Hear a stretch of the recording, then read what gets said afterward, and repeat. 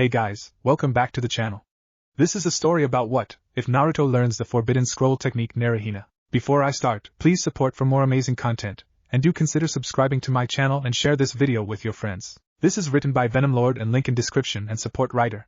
Let's start the video. Demon thoughts. Yawning loudly as he stretched on his small bed, Uzumaki Naruto slowly started his morning routine. Yawn, stretch, scratch, head to small shabby kitchen to start water to boil, then move to the bathroom, turn on his ice-cold shower, and get clean while freezing.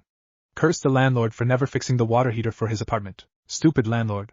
When I become Hokage, he'll be sorry he did this to me. The young blonde slowly stepped out of his shower, shivering, and trying to dry off with one of his few towels. As he was drying, he couldn't help but remember he needed to try to do his laundry tonight. If only it was that easy. Stupid people never let me use the machines, even when I have enough money.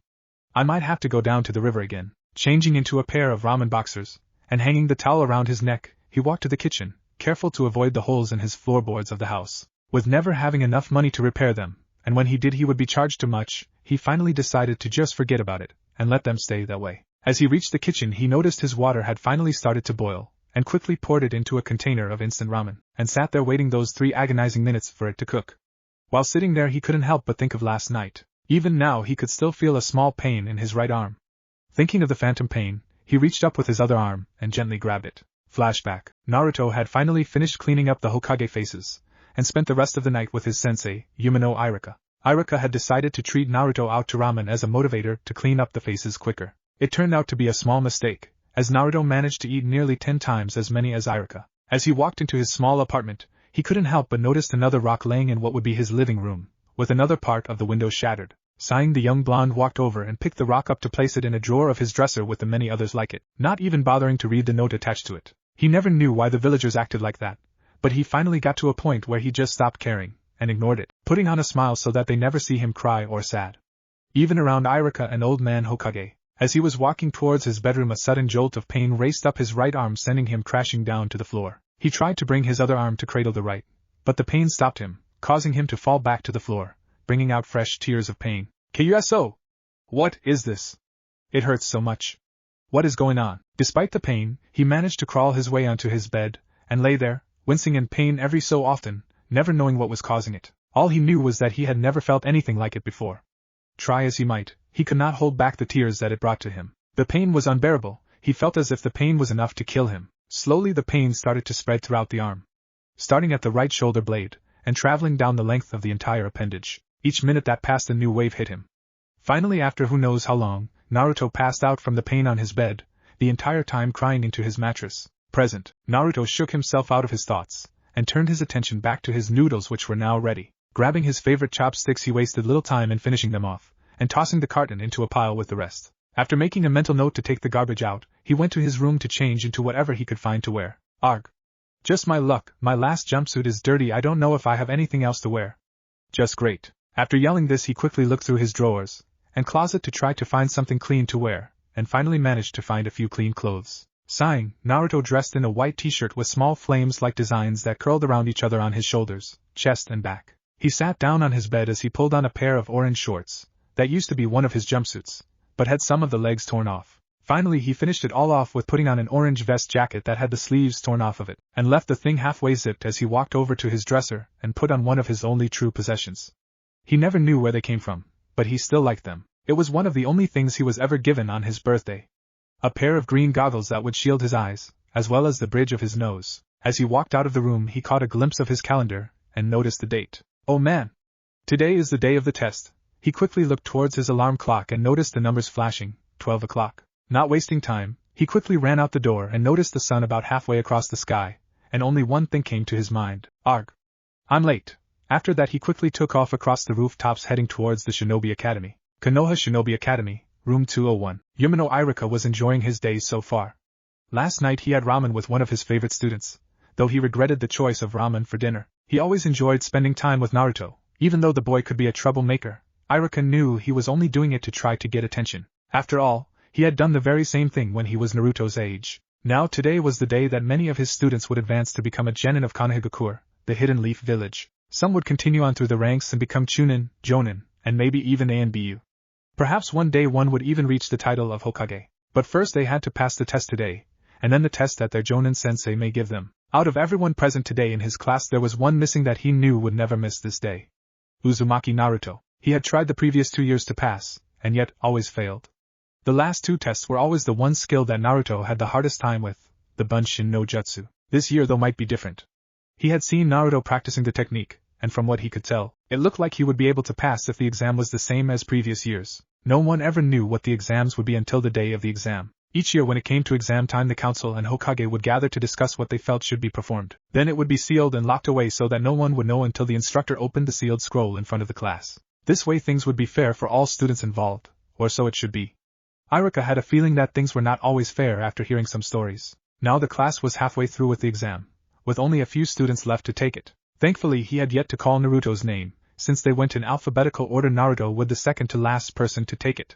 Still though, there were only 2 others before Naruto was supposed to perform. Sighing, he continued with calling out the next person, Naruto Shikamaru, please come down and follow me to the exam room. Groaning, Shikamaru slowly woke up from his nap and walked down to follow his sensei to the room, the whole time mumbling something no one was able to make out. It didn't take long for Iruka to come back into the room, and call for the next student, Uchiha Sasuke, please follow me. After calling the name, Iruka took another look around, hoping to see an orange-clad boy with messy blonde hair sitting there waiting for his turn. Seeing nothing of the sort, he sighed once again and left the room with the lone Uchiha of Konoha following him.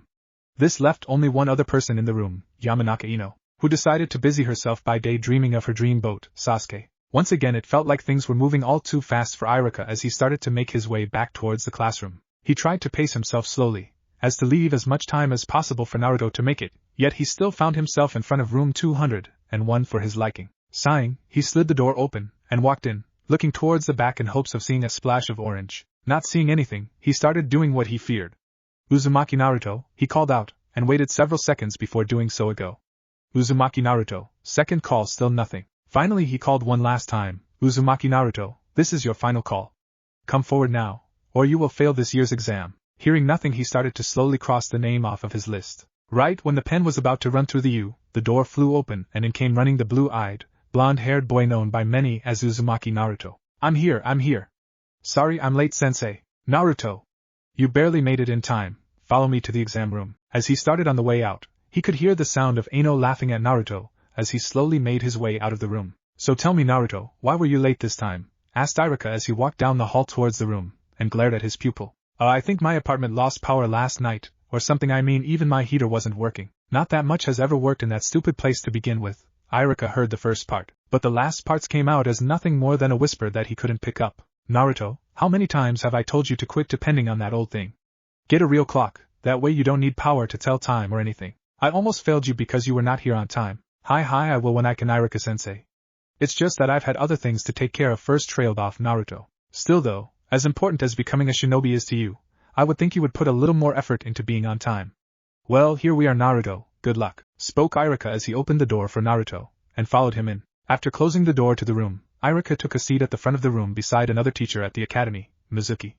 After Iruka took his seat, Mizuki spoke up finally. Alright Naruto, this year's exam requires you to perform the Bunshin no Jutsu, and create 3 different Bunshins that could be used in a fight. Arg.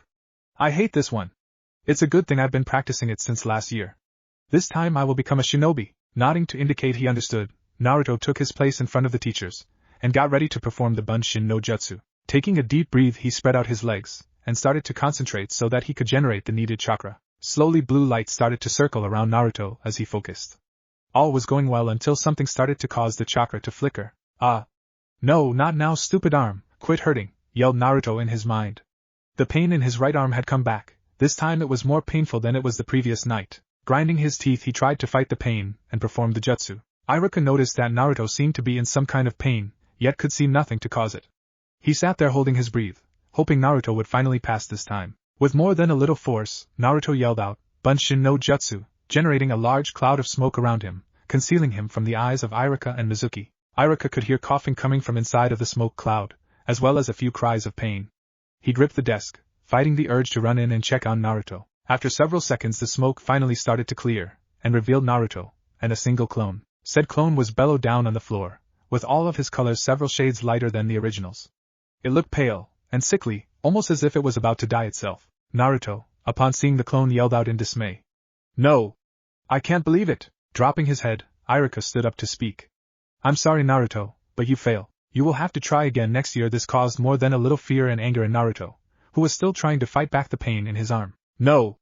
Iruka-sensei, please let me try again. I promise I can perform the technique. It's just that something happened that distracted me.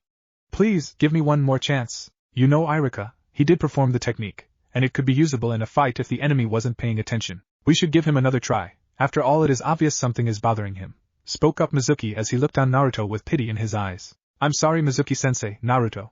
Each student is only allowed once chance, unless given an excuse from parents, the council, or the Hokage. While he did perform the jutsu, it would never be usable in a battle. You can never depend upon the enemy not paying attention to something like this, stated Iruka with a hint of remorse in his voice. When a final look at both of his senseis, Naruto hung his head down and ran from the room, the whole time gripping his right shoulder as he ran outside of the academy to his favorite spot in the yards. Once outside, he sat against his favorite tree as he held his shoulder and tried to fight back the tears of pain and sadness. Kyuso.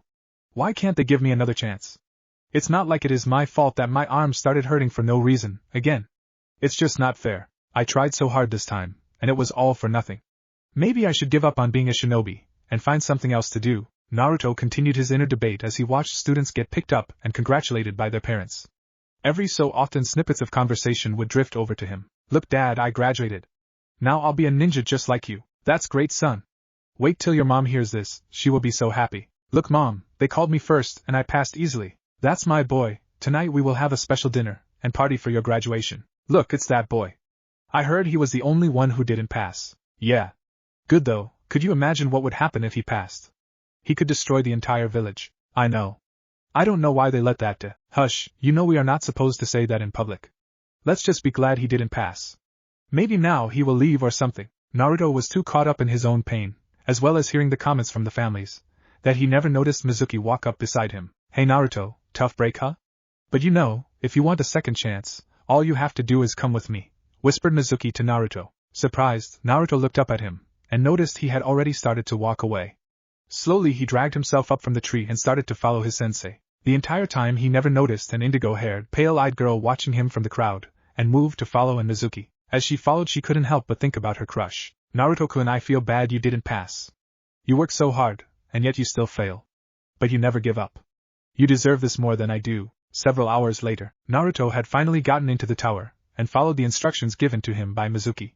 He slowly made his way down the hall, and towards the office of the Hokage. Finally making it to the Hokage's doors, he eased one open, and slipped inside. Once in, he made his way to the near corner, and thought everything would go off without a hitch when the lights in the room suddenly turned on. Naruto, what are you doing in here this late? Came the voice of the old Hokage, Sarutobi. Sarutobi, or the Sandaime Hokage, as he was also known, was like a grandfather to Naruto. He was always willing to listen to Naruto, and checking in on him to make sure things were okay. Sure, Naruto never let him in his apartment, because if he did then he would see how bad it was. One thing Naruto would never take from anyone was pity. He hated being pitied by people. He never asked for it, and he would never take it. The Hokage knew this, and would always try little things to make him happy. Taking him out to eat ramen, a birthday gift every year, and someone to talk to helped. They were never done out of pity as far as Naruto was concerned. Aji-san, fancy meeting you here. I was just looking for something. Well, it's late Naruto, shouldn't you be at home in bed? Nothing could be that important, at least not important enough to break into my office this late. Grumbling to himself, Naruto got ready to perform one of his newest techniques. One that would guarantee to knock out the old Hokage, by working on his only weakness. Sexy young ladies with very little clothing, in other words, his perversion. With a grin that unnerved the Hokage, and a flash of chakra, Naruto called out his jutsu. Oiroku no Jutsu. In a brief flash of light, and cloud of smoke later, a young blonde woman, with whisker marks on her cheeks could be seen posing. She only had trails of smoke covering up her assets, and was bent forward, with a hand raised to her lips as she blew a kiss to the Hokage. Aji-sama, won't you please let me go? As she said this, the Hokage was thrown backwards by a shower of blood flying from his nose, sending him crashing into the opposite wall, and knocking him briefly unconscious. With a brief thought, another cloud of smoke appeared, revealing a grinning Naruto. Oiroku no Jutsu is a success. With that, he quickly moved to the vault room in the Hokage's office, and grabbed a scroll that was as long as he is tall. Checking it to see if it was the correct one, he quickly hung it on his shoulders, and left the tower the same way he snuck in. Yumino Iruka's home. Iruka was laying down on his bed thinking of the talk he had with the Hokage earlier that day. Not much of it was new information, but parts of it still stuck in his mind. Flashback. The Hokage and Iruka were standing outside the doors to the academy, each watching and smiling at the faces shown by parents and children alike, each smiling and cheering that they had passed. Sadly, the topic of their current line of conversation was anything but one to bring a smile to their face. Iruka, I heard Naruto failed again. Hi. I don't know what happened this time either. I know he could do it, and there is no way he would play around for something like this, but for some reason halfway through the jutsu something happened. Whatever it was causing Naruto a great deal of pain, and caused him to perform the jutsu poorly. Pain? Did he say what kind or anything? No, but it looked like it was his right shoulder and arm.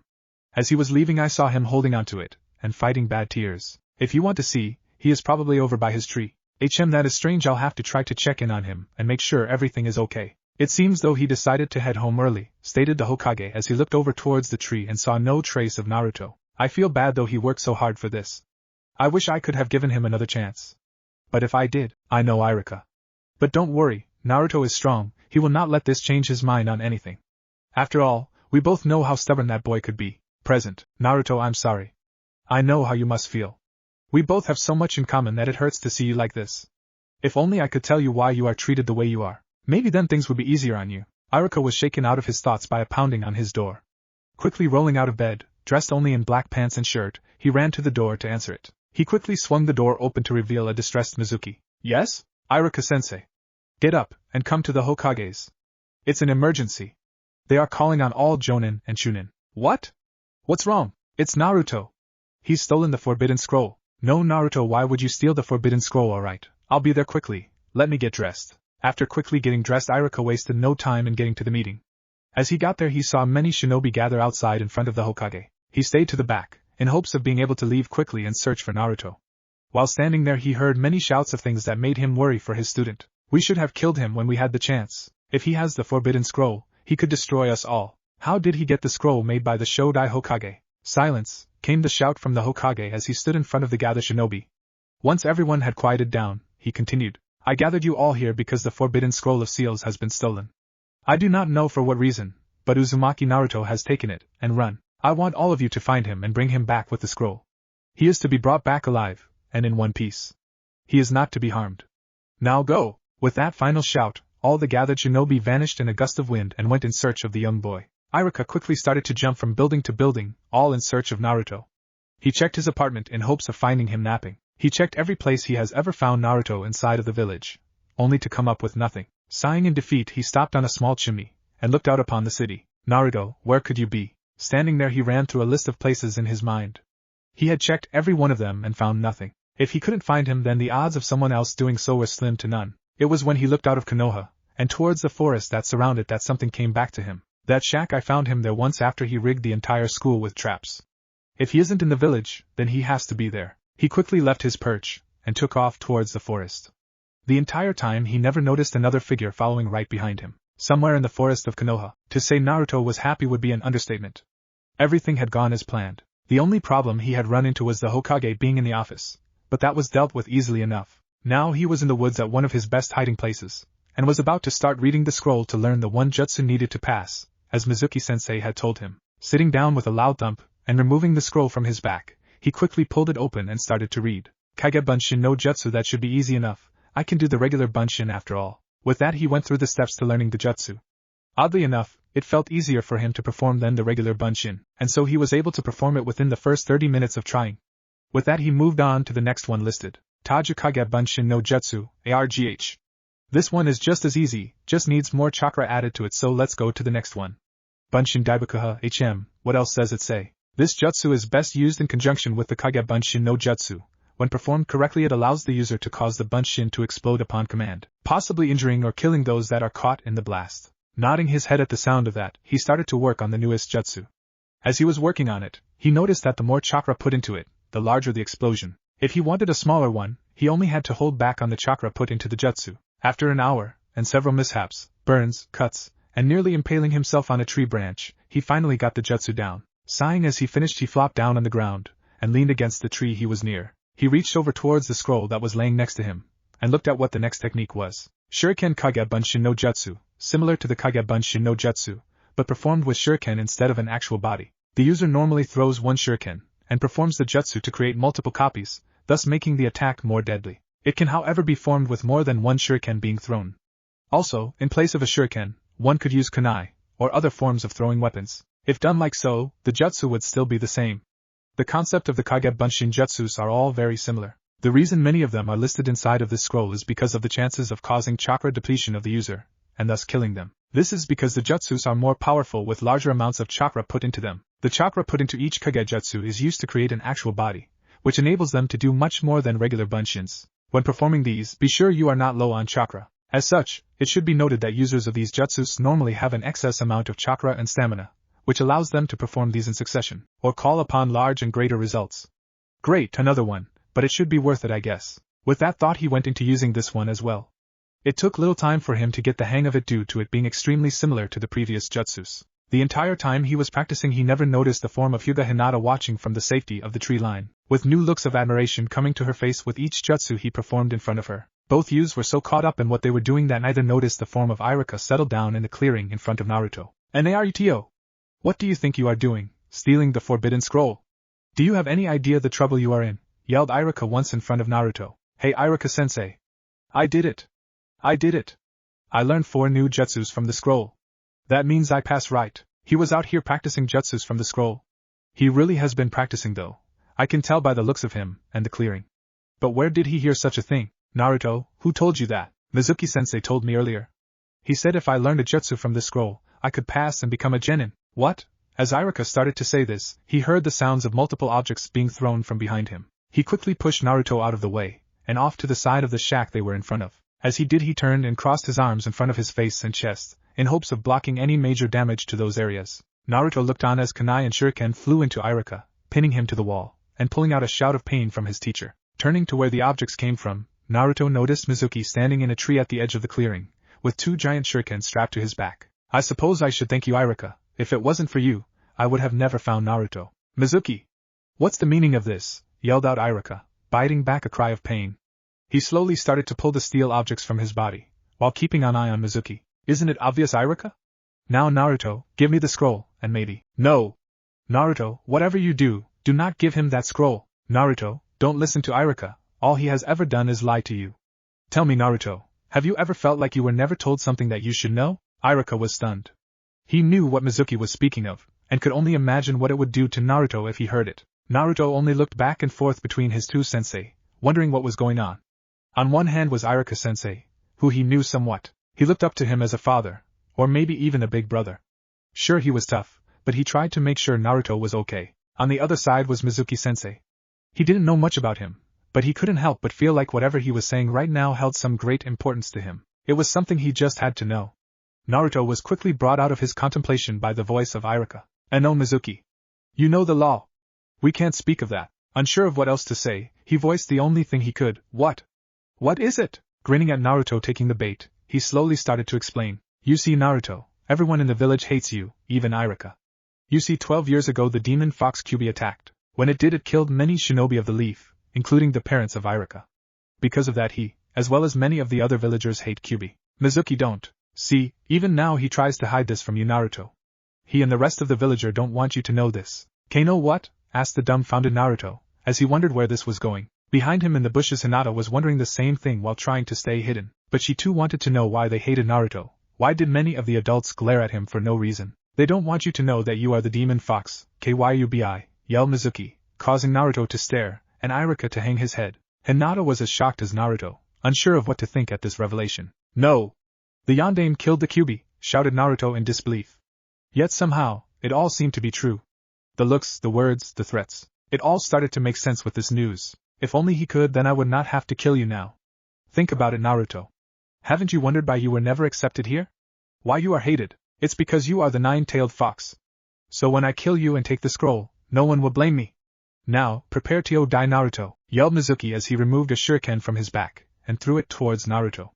Naruto couldn't help but stand there, still too shocked from the news he was just given. Naruto no, yelled out Iruka as he jumped in front of Naruto, and leaned over him to take the shuriken in the back. Naruto, who had closed his eyes in hopes of not seeing the blade bite into him, slowly opened them as he felt some wet fall upon his cheeks. Opening his eyes, and reaching a hand to his cheek, he found blood dripping down upon him from above. Seeing this, his eyes widened and he looked up to see Iruka with the shuriken stuck inches into the back of his sensei. Iruka-sensei. Naruto, I'm sorry I couldn't tell you I wanted to, but I was never sure how you would react. Not only that, but we were all forbidden to tell you this. Trailing off, Iruka coughed up more blood, that splashed onto Naruto. Quit lying, Iruka. You know you hate him. Naruto, you know Iruka is an orphan, just like you. It's because you killed them when you attacked 12 years again. He hates you just like the rest of the village. You are the beast that destroyed his family, and the family of others. Hearing this, Naruto slowly raised his head to look into the face of Iruka. When he did, he could see the pained expression on it. It wasn't one of physical pain, it was one of emotional and mental. Looking into Iruka's eyes, he could see how much it hurt him to hear this. And Naruto, I've never hated you. Yes, I was mad, but not at you, at the QB. You see, I don't see you like the others. Cough, you are just a young man, who had a great burden placed on you.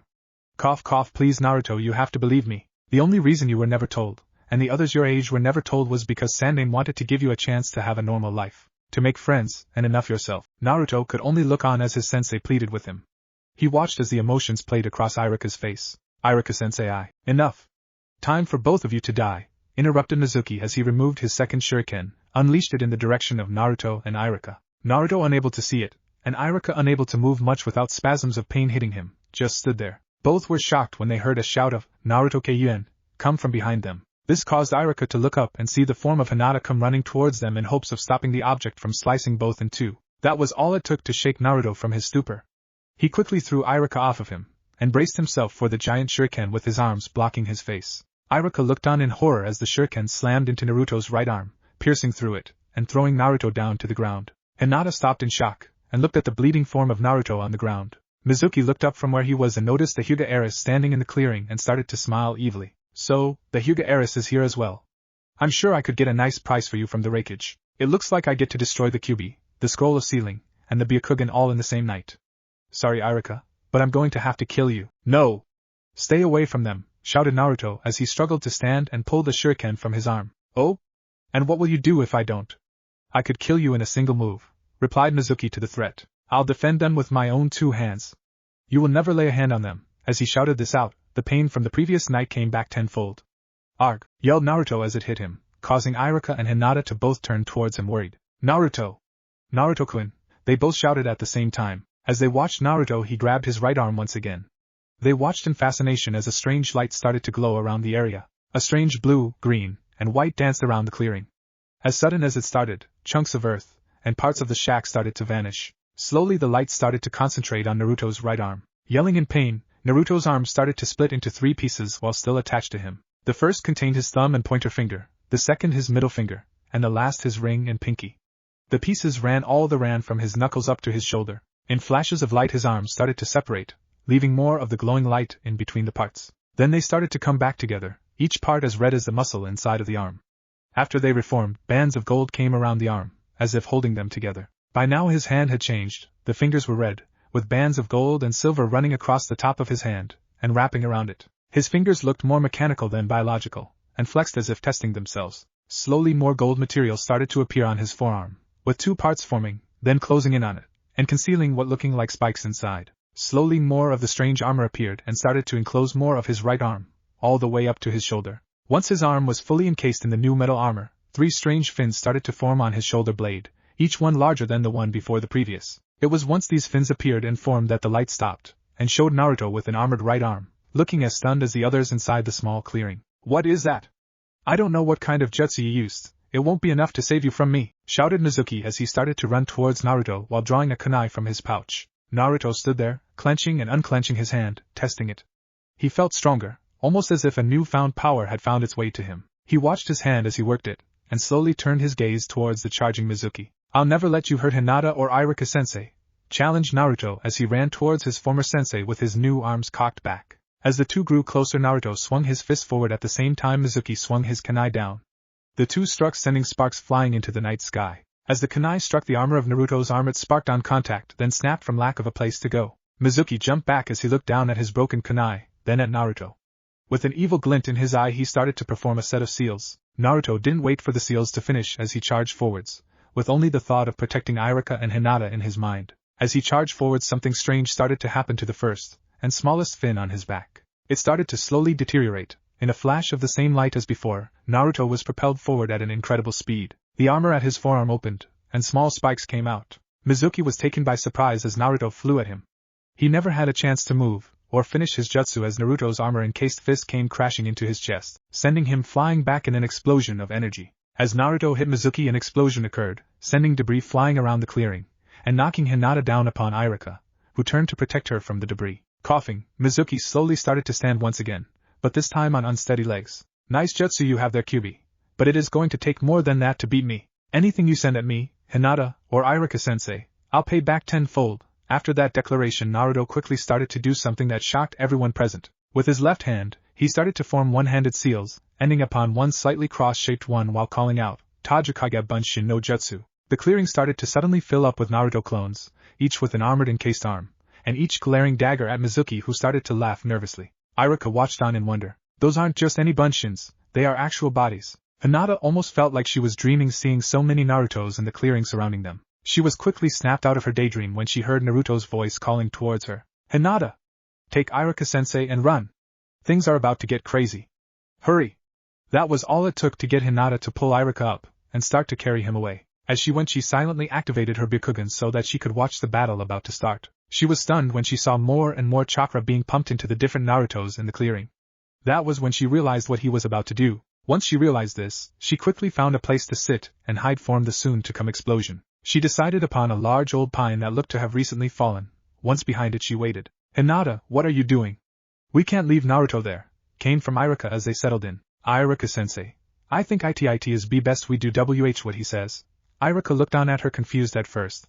That was when he heard the first of many large explosions. In the clearing, Mizuki was still looking around at the group of shadow clones, and was trying to figure out how to get out alive when he suddenly felt a massive amount of chakra start to gather. He looked at each clone and then it suddenly hit it. He knows Bunshin Daibakuha. That was his last thought as the clones all charged towards him, and one by one started to explode. With each explosion, other clones would explode until the entire clearing was nothing but one large crater with the body of Mizuki laying in the middle, with barely any life left in him. Hokage Tower. Sarutobi was no fool. After sending the shinobi out to search for Naruto, he went to his office, and into a side room where he could perform the Tongen no Jutsu. Once done, he saw Naruto in the forest, and reading the scroll. He watched on as Naruto started to perform the different Kage Bunshin-based jutsus. He couldn't help but smile at Naruto's work. Very few would be able to do what Naruto is doing after all. He also watched on as Iruka, and then Mizuki confronted Naruto. He began to worry as Mizuki spilled the beans about Naruto's past. That Mizuki sure has a big mouth, was one of the few comments he made during this time. He watched again as Mizuki threw his second shuriken. Sarutobi started to sweat at this. Naruto wasn't moving, and Iruka was in no shape to do anything. He was shocked when Hinata came into the picture, and he saw the look in Mizuki's eyes. This does not look good for those three. What surprised him the most was what happened next. After taking the shuriken in the arm, Naruto stood up and declared something. Shortly after that, his globe filled with a green light that he had only seen once before. So, he has finally woke his bloodline limit. I knew it would be happening soon from what Iruka told me. What an interesting form it decided to take though. It matches Naruto perfectly, always willing to let his fists talk before his mouth. He grinned as Naruto released one of the fins to his newfound power and sent Iruka flying across the clearing. Then he saw Naruto say something to Hinata and Iruka, sending them running shortly after. Naruto created hundreds of Kage Bunshins. When he saw Naruto jump back into the forest, he had a feeling of what was about to happen. The feeling was confirmed when each of the Bunshins started to explode, bouncing Mizuki around like a pinball until eventually none were left, and Mizuki was left laying in a crater. After watching a few more minutes, Sarutobi slowly started to walk outside to call off the search. He was proud of Naruto today. He took the news far better than any thought he would have. Not only that, but he found out one of his birthrights, as well as possibly made a friend he could confide in. But only time would tell how that would finally turn out. Allies or foes, genin teams announced. Konoha Forest. Iruka had no idea what had just happened, or what that strange armored arm of Naruto's was. But after the huge explosions, he knew he had to check on him. Straining to stand up from beside Hinata, he slowly inched his way back to where they had left Naruto. He didn't get far before Hinata was by his side once again, acting as support to help him walk. After several minutes of climbing, as well as several more of stumbling and falling over uprooted trees and broken branches, the duo made it back to the clearing where the fight occurred. The only problem was the crater that had to be nearly 10 feet deep, and spanned the entire clearing with Mizuki lying in the center. Hinata and Iruka both stared at the massive amounts of damage done by Naruto. Naruto, just what in the world did you do to Mizuki? Naruto-kun, I hope you are okay. Both were pulled from their thoughts as they could hear coughing coming from behind them in the trees. Iruka could feel Hinata tense underneath his weight, and both looked towards the sound, waiting for the owner to reveal themselves. After several minutes, a clump of blonde hair with twigs and dirt hanging from it could be seen making its way out from behind some of the recently upturned foliage. It wasn't long after that the form of one Uzumaki Naruto came stumbling out to them. Naruto! Naruto-kun! Shouted both as they went to Naruto's side. With Hinata setting Iruka down, she gently did the same to Naruto. Once he was down, it didn't take long for both to notice he still had that same armor-encased right arm, and 2 fins on his back. Naruto, what happened? What did you do? What is that strange armor on your arm?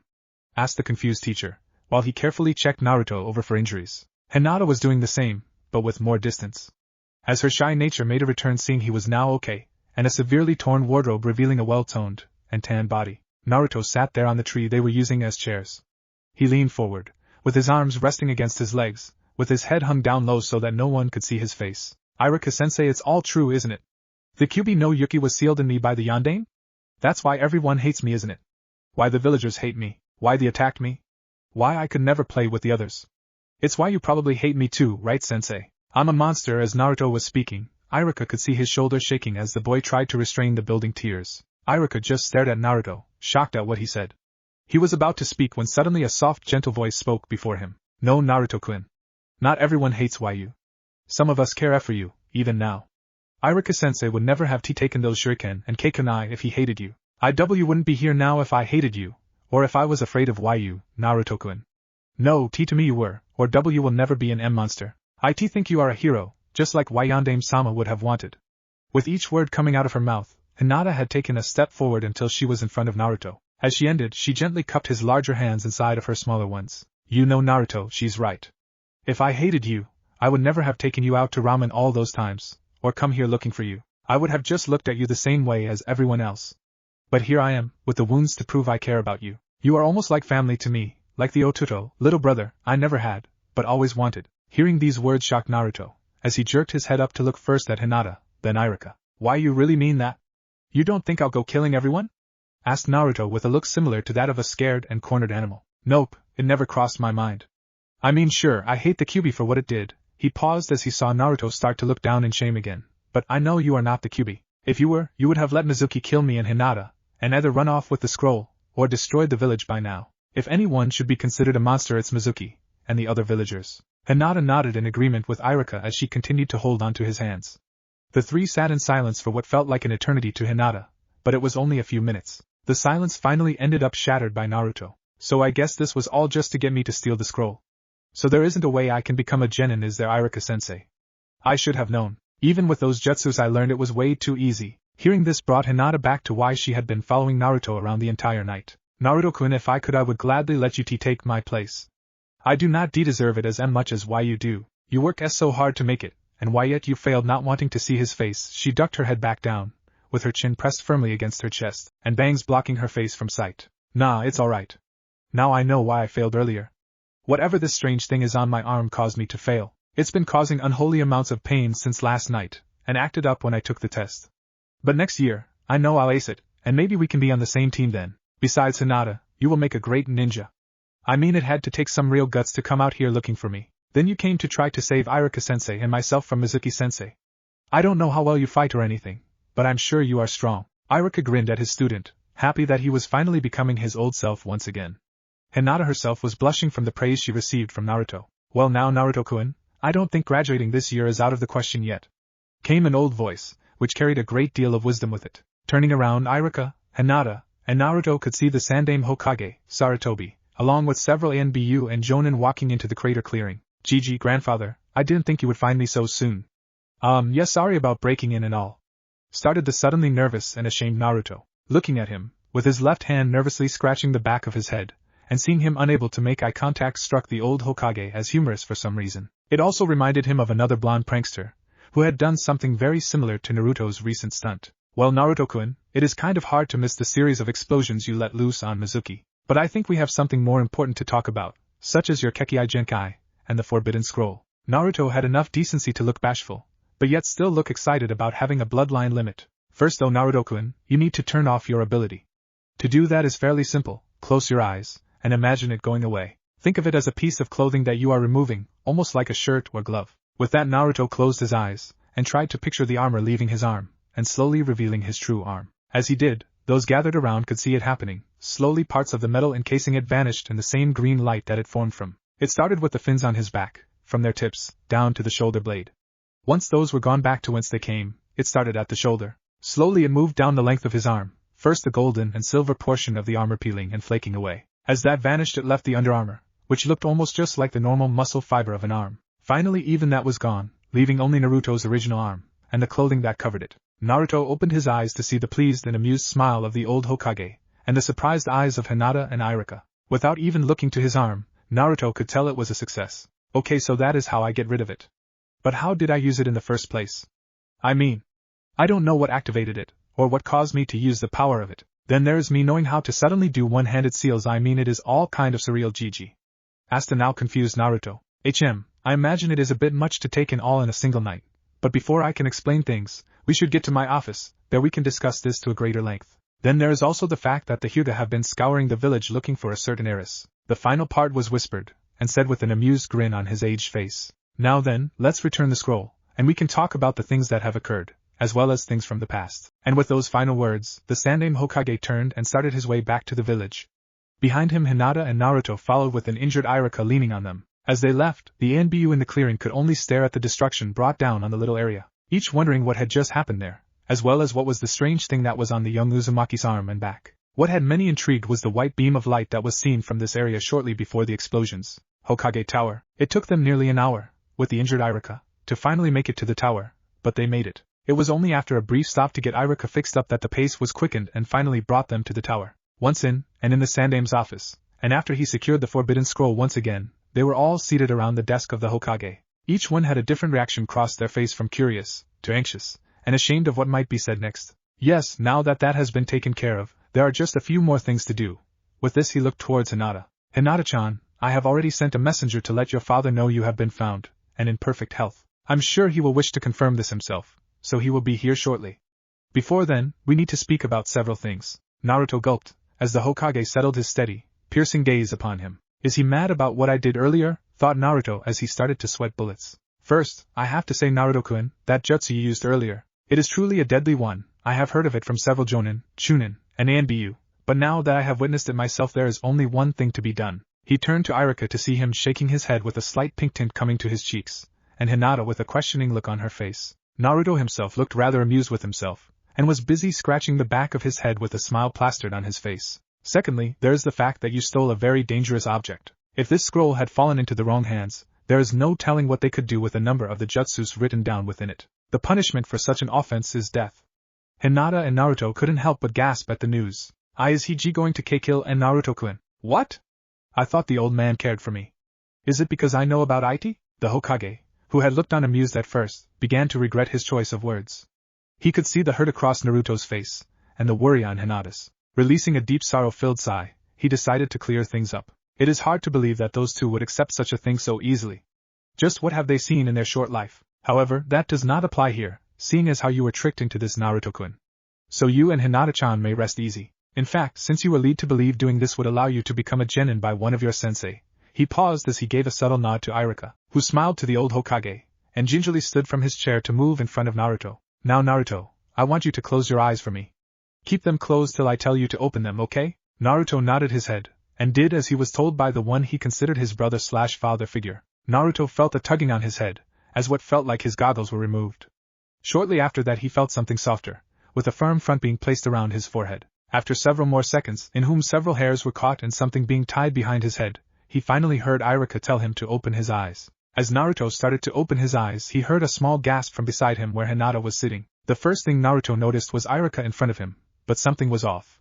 It took him a few seconds to realize what it was. Iruka-sensei, where's your high-tie-it? Asked the confused blonde. Smiling, and bracing himself for what was to come, Iruka responded, Congratulations Naruto, you graduate. Naruto sat there stunned for several minutes, letting the information sink in.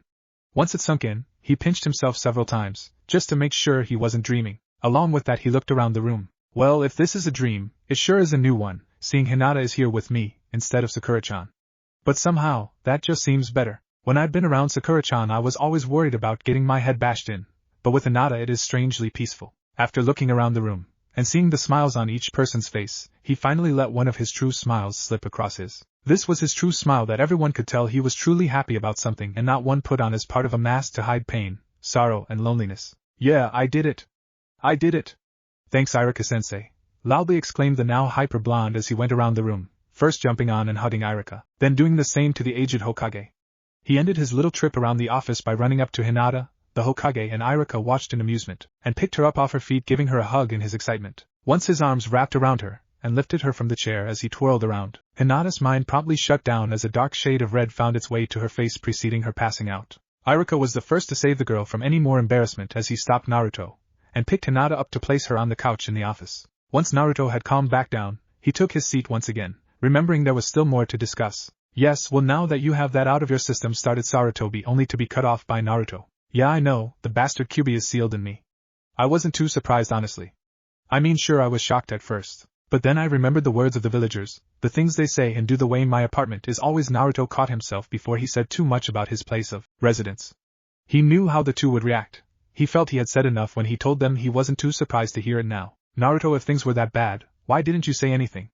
We would have helped, or stopped them. Spoke the now depressed Iruka. I didn't say anything because I don't want pity. I can take care of myself.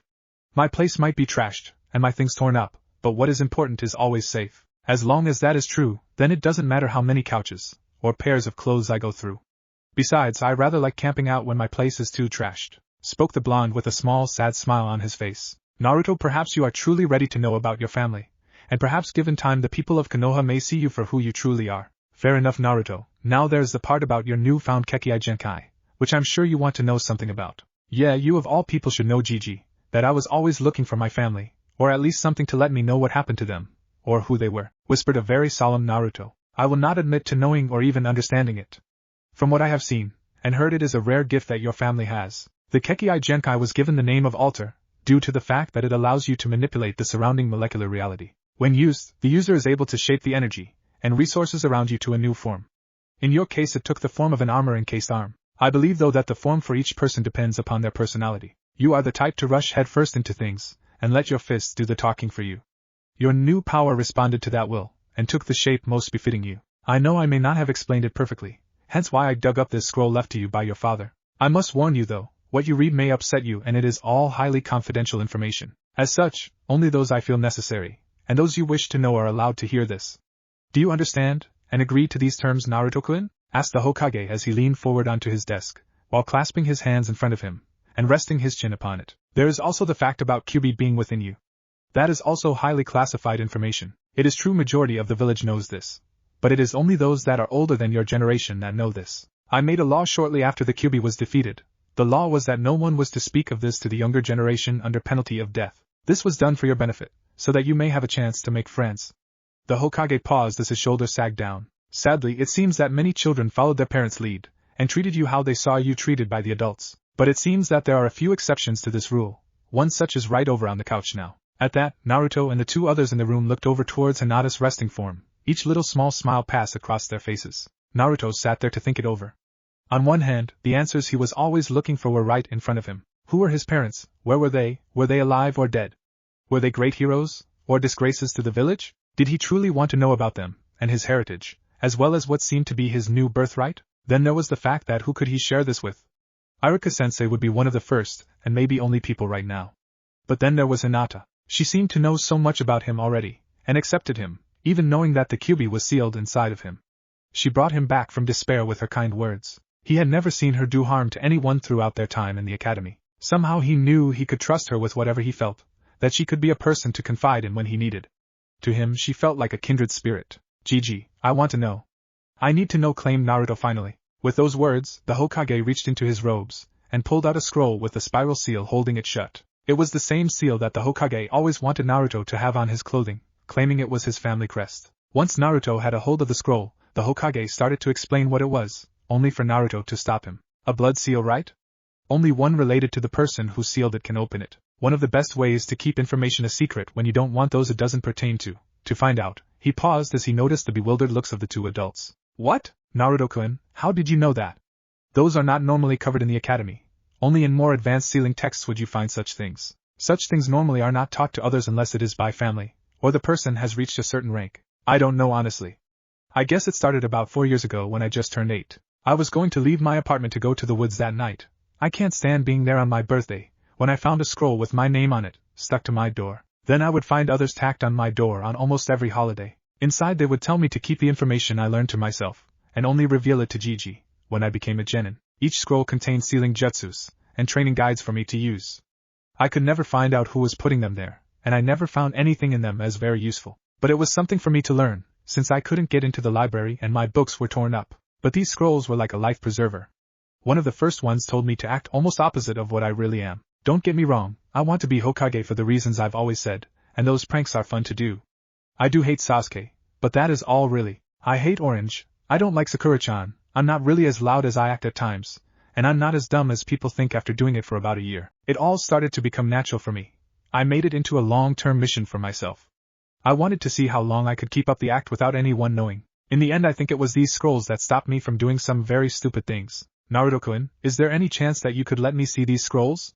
I might be able to tell where they come from then, asked the Hokage, but inside of his mind though, he was asking many other questions. Who would give him such information? If all of the scrolls were about seals and sealing methods, I only know of a few who would give such things to him. Of those few, I can only think of one that would know Naruto enough, or care enough, to want him to grow. Sorry Gigi, but whoever gave me these scrolls wanted me to promise to never show them to others unless it was the person I married, an apprentice, or my own child. While I may not know who they are, I always keep my promises. But I can say that it was because of one of the newest scrolls that I found out why I sucked at the Bunshin no Jutsu. I was always overdoing the chakra needed for a basic one. The newest scroll gave me several training exercises to do to help control my chakra better. But now I see another reason why it was always so hard for me to control my chakra. The Kitsune team's chakra that could be leaking into me might be another source of the problem. But I think I've gotten past it for now. Iruka and the Hokage smiled at the enthusiasm put behind the final words. Very well Naruto. It was at this time that a loud voice could be heard from outside of the doors leading. The three that were currently awake inside of the office could hear the unmistakable voice of a person who thought too much of themselves. To those who knew him it could only be one person, Hyuga Hayashi, the current head of the Hyuga clan. With a look showing his distaste for the upcoming discussion, Sarutobi called out for the guards to let Hayashi enter. Enter he did. Hayashi had thrown the doors open, and stormed into the room with a flourish of his white and beige robes. Foregoing all pleasantries he started the friendly topic of discussion up. Hokage-sama, where is my daughter? Demanded the angry, yet seemingly caring, Hyuga. No need to be worried Hayashi, she is doing fine. As a matter of fact she is lying over on the couch. She has had a long night, which is something I need to speak with you about as well. It was at this point that Hayashi calmed down, and took stock of his surroundings. As he did he was surprised to see who was present in the room. First he noticed Iruka, who he could understand since he was Hinata's instructor at the academy. After Iruka he noticed Naruto looking him straight in the eyes, with a look he had not seen in the last 12 years. Something in Naruto's eyes showed an inner strength to Hayashi, one that made it seem like the boy could battle to hell and back should he need to. Hayashi didn't realize it, but he had been staring back into the eyes of the young man, with his mouth slightly open, a testament to the surprise he saw in the young eyes. Hokage-sama, might I ask why these two are present? I thought that this would not concern them, perhaps Yumino-san, but not Uzumaki-san. Asked the stoic Hyuga. Yes, well Hayashi, that is what I needed to talk to you about. You see Hinata-chan has been following Naruto-kun today. If you were not aware of these, he stole the forbidden scroll of seals a few hours ago. Your daughter followed, and watched as he studied and learned some of what was contained inside of it. He paused as he could see the rage in the Hyuga's eyes, nerves around his sockets twitching to activate the deadly Dijitsu of the Hyugas. He did nothing to harm her Hayashi, she simply fainted. That is entirely understandable after what she has learned today. You see Naruto was tricked into stealing the scroll, with the promise of graduating from the academy by Mizuki. Mizuki would have killed young Naruto had Iruka not shown up in time to prevent it. It was then that Mizuki resorted to revealing Naruto's and Konoha's darkest secret. Kyuubi was sealed inside of Naruto. Once again Hayashi's eyes flashed with rage, but this time it seemed to be aimed at Mizuki's actions. He then tried to eliminate both Iruka and Naruto in a single attack. Your daughter came running out in attempt to save them. Naruto however took the brunt of the assault by himself, and it was then he found his legacy. Once he did, he defended your daughter and Iruka from Mizuki, and defeated Mizuki with the help of several jutsus he learned from the scroll. Hayashi took the moment of silence to observe and appraise Iruka's, Naruto's, and Hinata's injuries. All three looked fine, with the exception of a few minor scrapes and bruises. Out of the three involved, Iruka looked to be the worst off. His torso was heavily bandaged, yet still showed some hints of red. There were several places along his arms and legs that were bandaged as well, but none near as severely as his torso. I see. How did my daughter take the news of him being the container of the Kyuubi? Asked Hayashi to the room. Being the best to answer, Iruka fielded the question. She was surprised at first, as anyone would be. The same was true of Naruto as well. However, after Naruto defeated Mizuki and we came out of hiding to check on Naruto, she was the first to comfort him about the issue. You see, Naruto thought we would both see him as monsters, or that we hated him. Hinata told him she saw him as a hero, and not a monster. That he was, and is still Uzumaki Naruto to her. Finished Iruka finally. The look on his face showed Hayashi how proud he was of Hinata for her actions. I see, Hokage-sama, if I could, may I speak with you and Yumino-san in private? Uzumaki-san and Hinata could wait outside while we speak. This may also give him a chance to read over the scroll his family left for him. That may be best since we are here to answer any questions he may have of us. Iruka looked towards the Hokage, the back to Hayashi, wondering what they would need to speak of that would concern Naruto, and Hinata, yet not want them to listen in on. Nodding in agreement, the Hokage turned to Naruto. Naruto, would you mind stepping outside with Hinata while we discuss something? I promise to call you back in as soon as possible.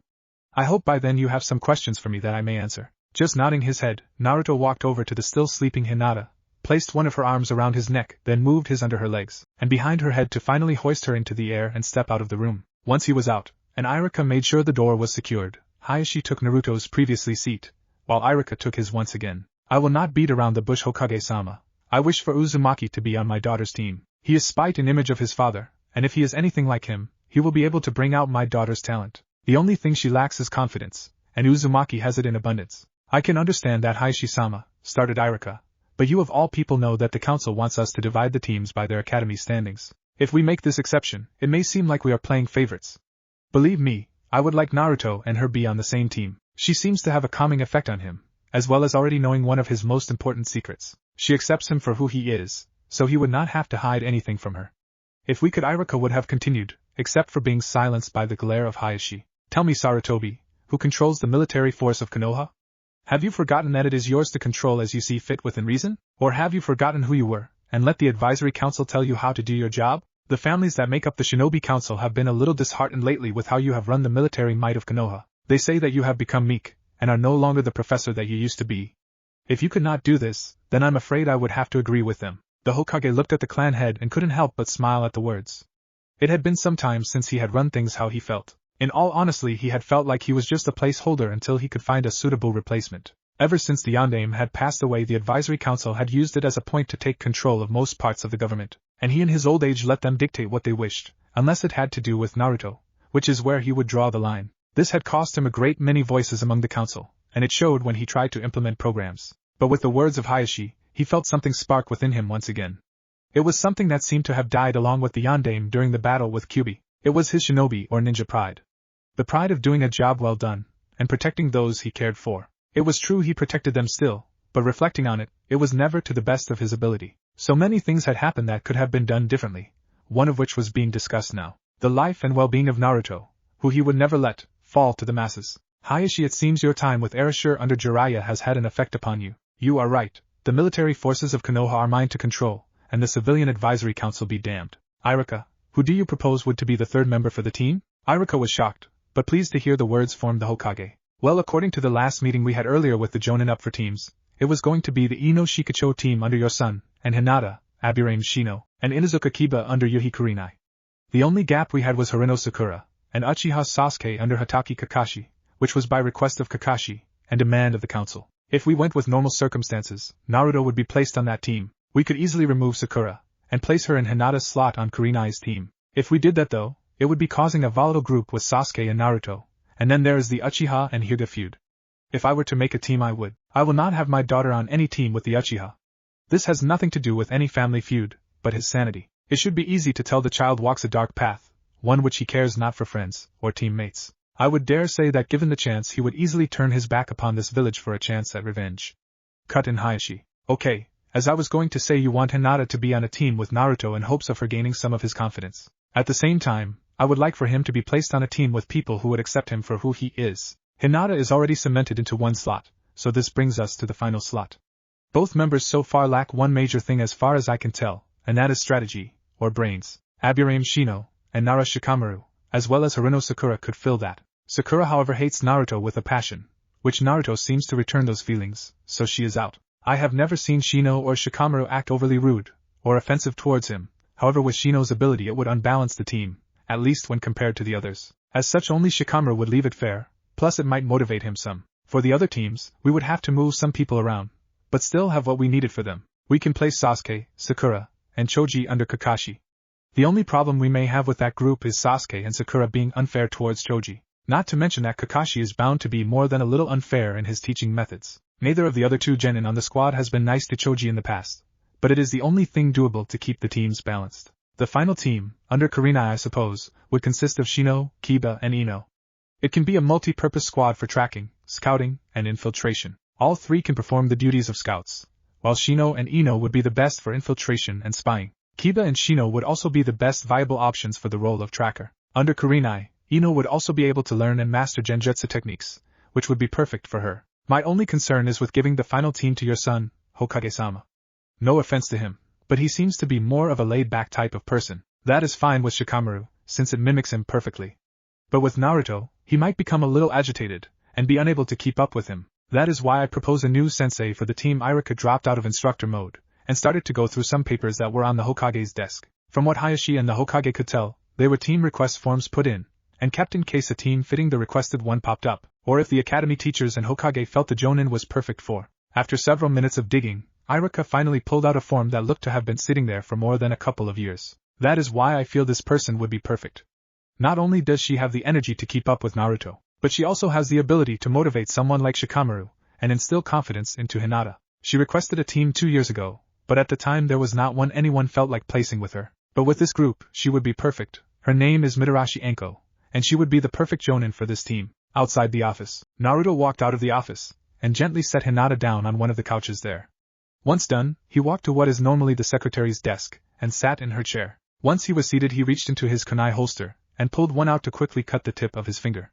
Once cut, he quickly ran it across the seal of the scroll. In a flash of light, and a crackle of chakra, the scroll floated into the air as the seal released, and allowed the scroll to fall back into Naruto's hands. After placing the kunai back in the holster, he braced himself for what he was about to read. He slowly unrolled the scroll to reveal the Uzumaki spiral first, followed by some text written fluently and elegantly. Over the text were several watermarks, almost as if someone was crying while writing the scroll out. Along the edges, blood-stained fingerprints could be seen running the length of the scroll. After glancing over those few things, he finally settled in to read the message that may have come from his father and mother, or whatever relative left the message for him. Dear Naruto, I know it may seem strange reading this right now. I mean, I don't even know how old you might be right now. But it seems like old Sarutobi has finally seen fit for you to read this message, and find out about your family. I wanted him to keep this from you till you were able to fend for yourself. Now his idea of that may be different from mine, but I believe he wouldn't give it to you without believing in your skills. You see, Naruto, throughout my career as a ninja for Konoha, I have made a great number of enemies.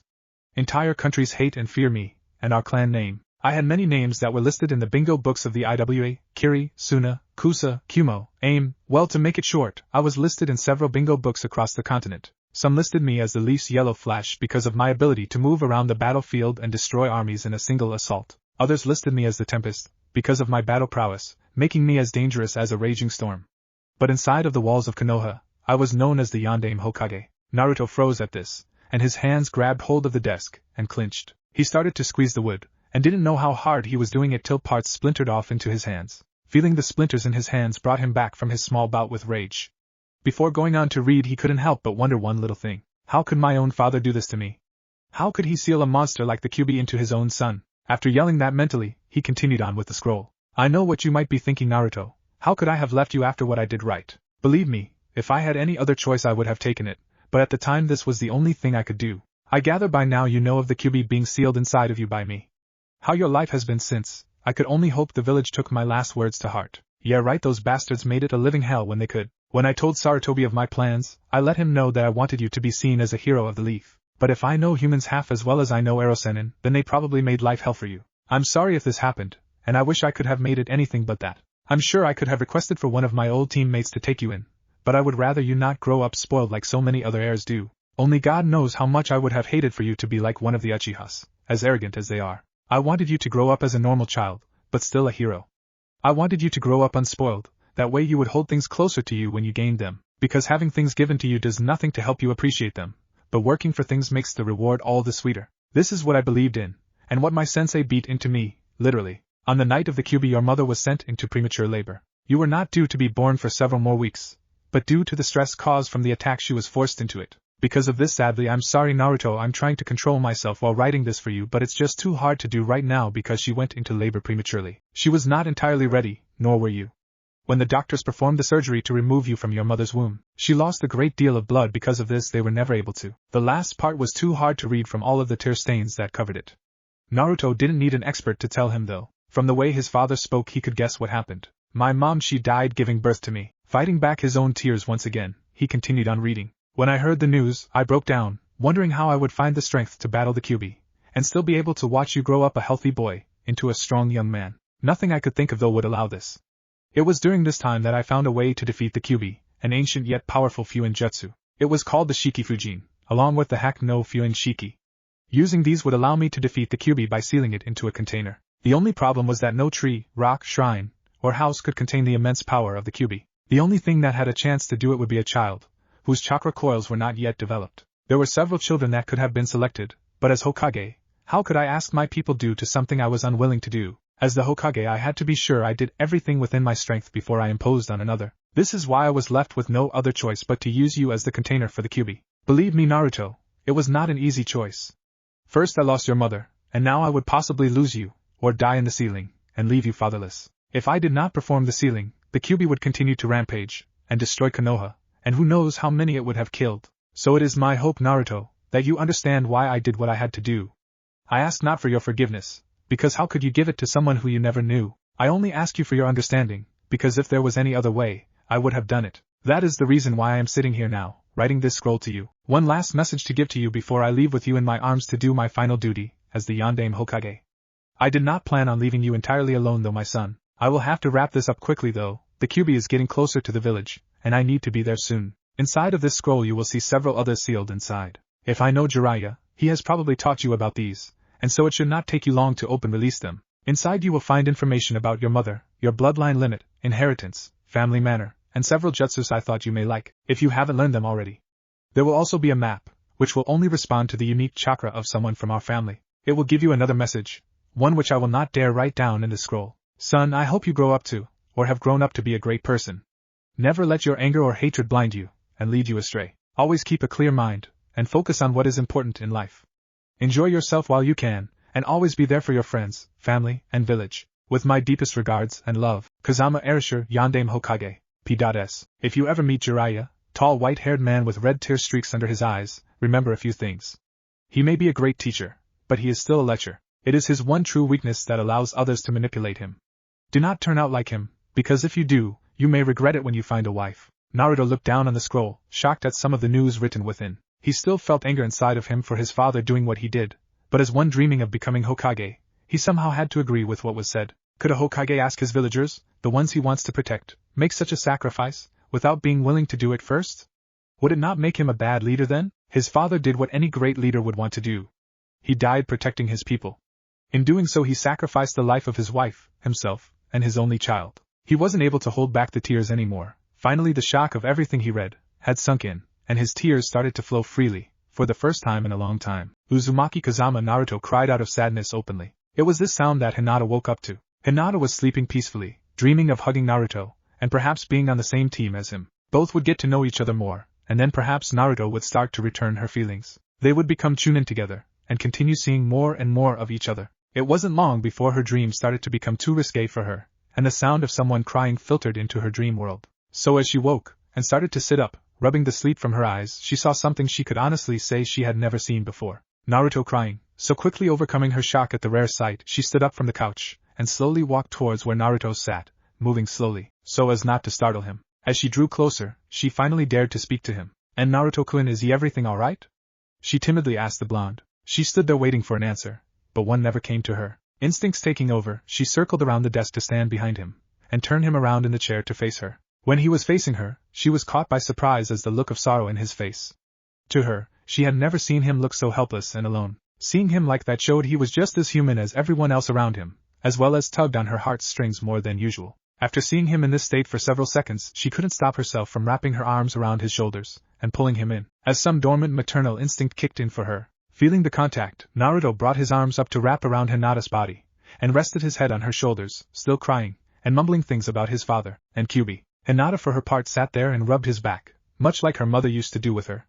She rocked back and forth gently, as she tried to calm him down. Gone was her usual shyness, forgotten as she tried to help the source of her strength and happiness. After several minutes, she could finally hear the signs of him calming down, yet she continued to do as any mother would do for their child. After it seemed like Naruto calmed down, she gathered the nerves to speak to him. Naruto-kun, what's wrong? When he failed to answer verbally, she noticed him just motioning his head back towards the desk where the scrolls sat. Taking the small hint, she slowly released Naruto from the embrace, and walked over towards the desk to see what could have shaken him so much. Slowly she read through the message left on the scroll.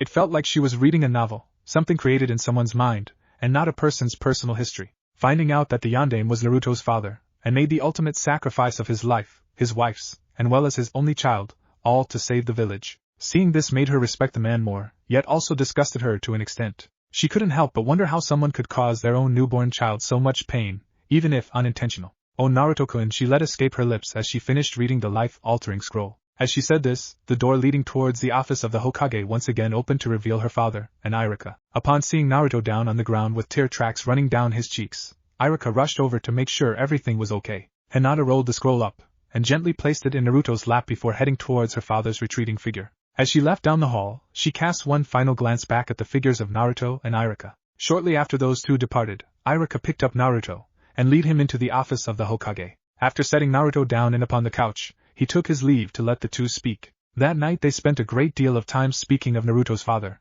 and what he was like. While he was angry with him at first, Naruto slowly started to understand why he did what he had to do. Naruto slowly started to come around to the same line of thought, as he put himself in his father's shoes. He admitted to himself that while it may not have been an easy thing to do, it had to be done. What was one life compared to the hundreds of others that would be saved by the few sacrifices of his family? After talking about the circumstances leading up to the sealing, the Hokage left Naruto with the parting words requesting him to be sure to read the other items sealed within the scroll. He was told that they would reveal more about his bloodline, as well as his mother and family house. Due to Naruto's age, he would be unable to claim all of his inheritance at the current time, but should he make the rank of Chunin, then by law he would be allowed to take the privileges of all clan heads, and be allowed full access to his inheritance. It wouldn't be till 2 in the morning that Naruto made it back to his home, and gained the most peaceful sleep he had in the last few days. The next morning brought light into the eyes of a sleeping blonde-haired boy, who was struggling with everything he had to block it out. Despite his best efforts, he lost the battle, and cursed his newfound enemy, the sun.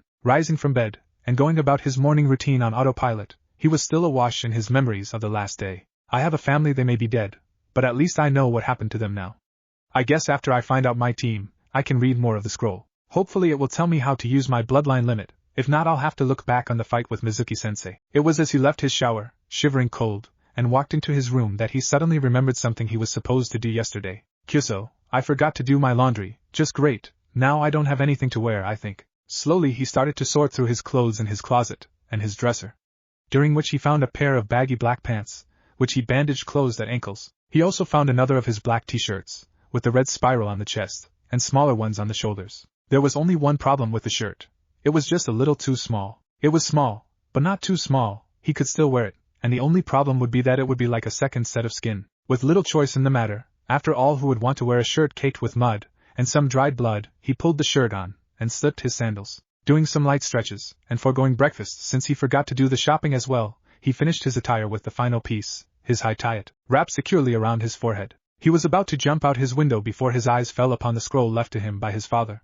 Pausing, he grabbed the scroll, and placed it into his hip pouch. Once he was sure he had everything, he quickly jumped out of the window and made his way across the rooftops towards the academy, eager to see who would be on his team, and start his newfound duties as a shinobi of the leaf. As he made his way to the academy, he couldn't help but feel like he was being followed. Stopping several times, and looking back, he could never spot the culprit, so he continued along the rooftops. He wasn't far from the academy when he started to hear strange giggling coming from behind him. Stopping to turn and look, he came to see Sasuke's worst fear, and most terrifying nightmare, a fan club. Many of the girls he remembered from his class, and time in the academy. The ones on the streets though all looked like they were from the civilian populace, and each looking at Naruto with hearts in their eyes. The sight of so many girls around him startled him, and caused him to look around in search of the brooding Uchiha, only to find no trace of him anywhere in sight. Turning to look at the gathered girls again, he noticed something he had never expected to see before. All of their eyes were focused on him. This cannot be happening, since when do I have a fan club? With those thoughts he set out at a full sprint towards the academy with a herd of screaming fans right behind him, all calling for their blonde-haired king. Several minutes later, as well as several more close calls, Naruto could be seen sneaking into the classroom via the back door, and taking a seat near a head of indigo-colored hair. Once seated, he tried his best to look invisible there, and pray none of his newfound fan club would notice him until Iruka came into the room.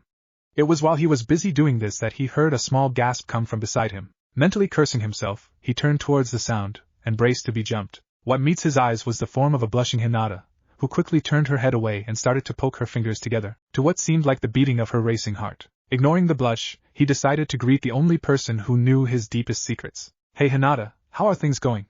You look like you are kind of sick or something. Maybe you are just hot from that thick jacket. Why not take it off?" When Hinata had turned to see Naruto, she could hardly believe how he looked. Gone was the orange jumpsuit, and the baggy clothes, and in its place was a Naruto with what looked like more fashion, and a shirt that showed off his well-toned body, at least for a 12-year-old boy. She couldn't believe herself that his muscles were so well defined at his age. She was taken by surprise by his comment, and hearing him ask her to take the jacket off made her skin glow. In this situation, she did what came natural to her, started poking her index fingers together at a pace similar to her pulse. It was during this time that she remembered how vulnerable he appeared the night before, and she suddenly realized one simple thing. She realized how similar their lives have been, both being hunted for things outside of their control. Her because of her eyes, and him because of the demon sealed in him. She had no idea how many people may have tried to kill him in an attempt to slay the demon. But if her life was any sign, she dreaded to imagine the numbers. Quickly shaking herself from her thoughts, and turning to see the slightly worried look on Naruto's face, she answers him. And no, and Naruto-kun, I am fine. I think why you just caught me by surprise is all. Stuttered out the pale-eyed girl. Hearing those words, and nodding in understanding, Naruto quickly went through a mood change, with his face becoming more downcast than normal. Hey, Hinata, about last night, I'm sorry for crying like a baby on your shoulder, and Ali, just I don't know, all that kind of hit me harder than I thought it would, but I'm glad I know now. Now I know what happened to my family, and I can quit wondering if they just abandoned me or something, whispered Naruto. Hinata was surprised at first, but once she thought back to the previous nights, she could tell how hard it must have been for him to say something about the previous night. And no, Naruto-kun, there is nothing to be sorry for. I understand why it happened, and I think anyone would have done the same thing in your situation. I think you were really strong last night, and very brave. I don't think anyone else could have handled what you did as well as you did, finished the shy girl, forgetting her shyness towards the end. Thanks, Hinata, that really means a lot to me. Somehow I think you are the only one here who knows the real me, even with my act the last 4 years. You are, and would be an amazing friend, Hinata-chan, whispered Naruto once again before turning to Iruka, who had just entered the front of the room. Hinata started to blush as the suffix added onto her name, and couldn't help but notice how he had ignored the entrance of his one-time crush Haruno Sakura. She didn't get much time to think about it before Iruka started to speak to the class. When many of the students saw Iruka, they thought he had been through a war zone. His torso was still heavily bandaged, as well as parts of his arms and legs. Many had heard the explosions the night before, who couldn't, but none knew what could cause them. They could tell by the looks of their teacher that he must have been somewhere near the explosions. His wounds, and slightly pale face did little to hide the fact. Alright class, today is the day that you take the first steps to becoming a full-fledged Konohamaru. You have done a great deal while in the academy, and now it is time for me to pass you on. Today you are no longer academy students, but genin of Konohamaru no Sato. You, along with 2 others on your team, will embark upon a new journey in life, one which will hold its ups and downs. During this time remember what makes Konoha strong, as well as its namesake. No one is ever alone. As long as you have your team and friends, nothing is impossible to defeat. It is with that thought that I announce the teams that you will become to view as a second family. I will call out a team number, then the 3 members of the team. After all teams have been called, there will be an hour break for lunch, and then you will return here for your Jonin Sensei to pick you up. With that, Iruka started to call out numbers and names. Each person in the room started to wait to hear their name, and hoping to be placed on a team with their best friends. In some cases it prayed to be placed with who they had a crush on. Some spent this time talking, and Kiba was no exception. When Kiba saw Naruto come in, dressed in something other than orange, he was a little surprised at first. When he saw Naruto sit down next to Hinata, and the two start talking, he was even more surprised. He still couldn't see what she saw in him, but just about everyone in the class knew how she felt about him. Still though, he like many others took great pleasure in messing with Naruto. Kiba though really liked to bully him, since it seemed like no other teacher would do anything except Iruka. Hey Naruto Baka, this is only for those who actually graduated, so what are you doing here? And what is up with the new clothes? Hoping to get Sakura to fall for you. Just drop the stupid hinge already, no one will actually believe you look like that. Turning his eyes from Iruka to Kiba, who was sitting in the row in front of him, Naruto let loose his own murderous glare. Shut up dog boy, in case you have noticed, I have a headband too. He tapped the object wrapped around his forehead. As for the clothes, well unlike you, I have to do my own laundry, and haven't had a chance to. Besides, even if I wore some of my dirtier clothes, I would still smell better than you, flea bag. This caused Kiba to growl, while ignoring the fact that he was currently scratching his head, sending small white flakes, and several black objects flying around. As for the henge, if you thought this was one, then you really suck at detection. This is the real me, and this comes from training. I mean, did you think that those pranks were just for fun? I used those to test my speed and stealth, as well as my ability to hide from a superior enemy. So I guess you could say I practiced infiltration missions all that time. Growling at the remarks, Kiba turned back to the front of the room, trying to ignore the sound of Naruto laughing behind him. Once facing the front, he reached down and scratched Akamaru's head, who was sitting on the desk. We'll show him boy, just wait, and he will get what he deserves. Akamaru gave a bark in agreement to his master's words. Ino was busy talking to Sakura. Both were arguing at first on who would be on Sasuke's team, but stopped when they heard Kiba talking to Naruto, who both failed to see when they entered the room. Neither of them could believe the look Naruto was now sporting. He still had the same old carefree smile, but there was something different about it now. It almost looked more natural, and not forced, like an invisible weight had been lifted from his shoulders. His hair was as messy as ever, but it wasn't in large pointed clumps. Each one seemed to have separated into smaller ones, and were held above his eyes by his headband. Some reason Sakura felt she had seen something or someone very similar before, but could never place where. Each of them was surprised to see how his shirt was almost like a second skin. It seemed to hug all of his body, showing off well-developed muscles, and a nice fit body, more so than Sasuke, though they admitted it with some reluctance. They couldn't believe that someone besides their Sasuke-kun could ever look good in black. Well, Sakura couldn't, but Ino made no complaints about the comparison. He also seemed to be having an effect on Hinata.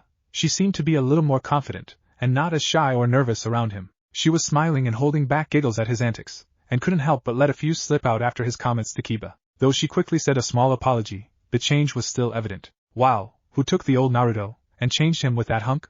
Asked the stunned Ino. Sakura just snorted, and turned to look towards Sasuke. Naruto is hardly a hunk, he is just a baka, who doesn't deserve to be here. I don't even know why he is here.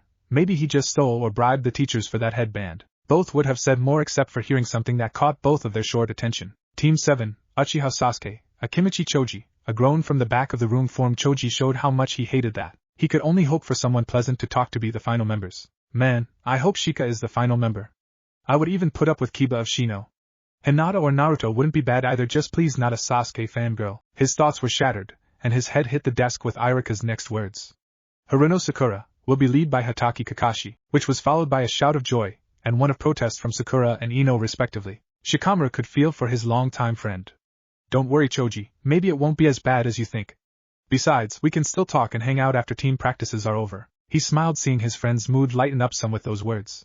After hearing that team though, he wondered what the others would be like. Iruka could see the sadness floating around Choji, and felt sorry for doing it, but he hoped it would help to bring him out of his shell some, so maybe he could make friends with someone other than Shikamaru, and to a lesser extent Ino. He continued on with the next team. Team 8, Inuzuka Kiba, Aburame Shino. He paused as he looked discreetly at Ino and imagined her outrage at the next bit of news. Yamanaka Ino, led by Yuhi Kurenai.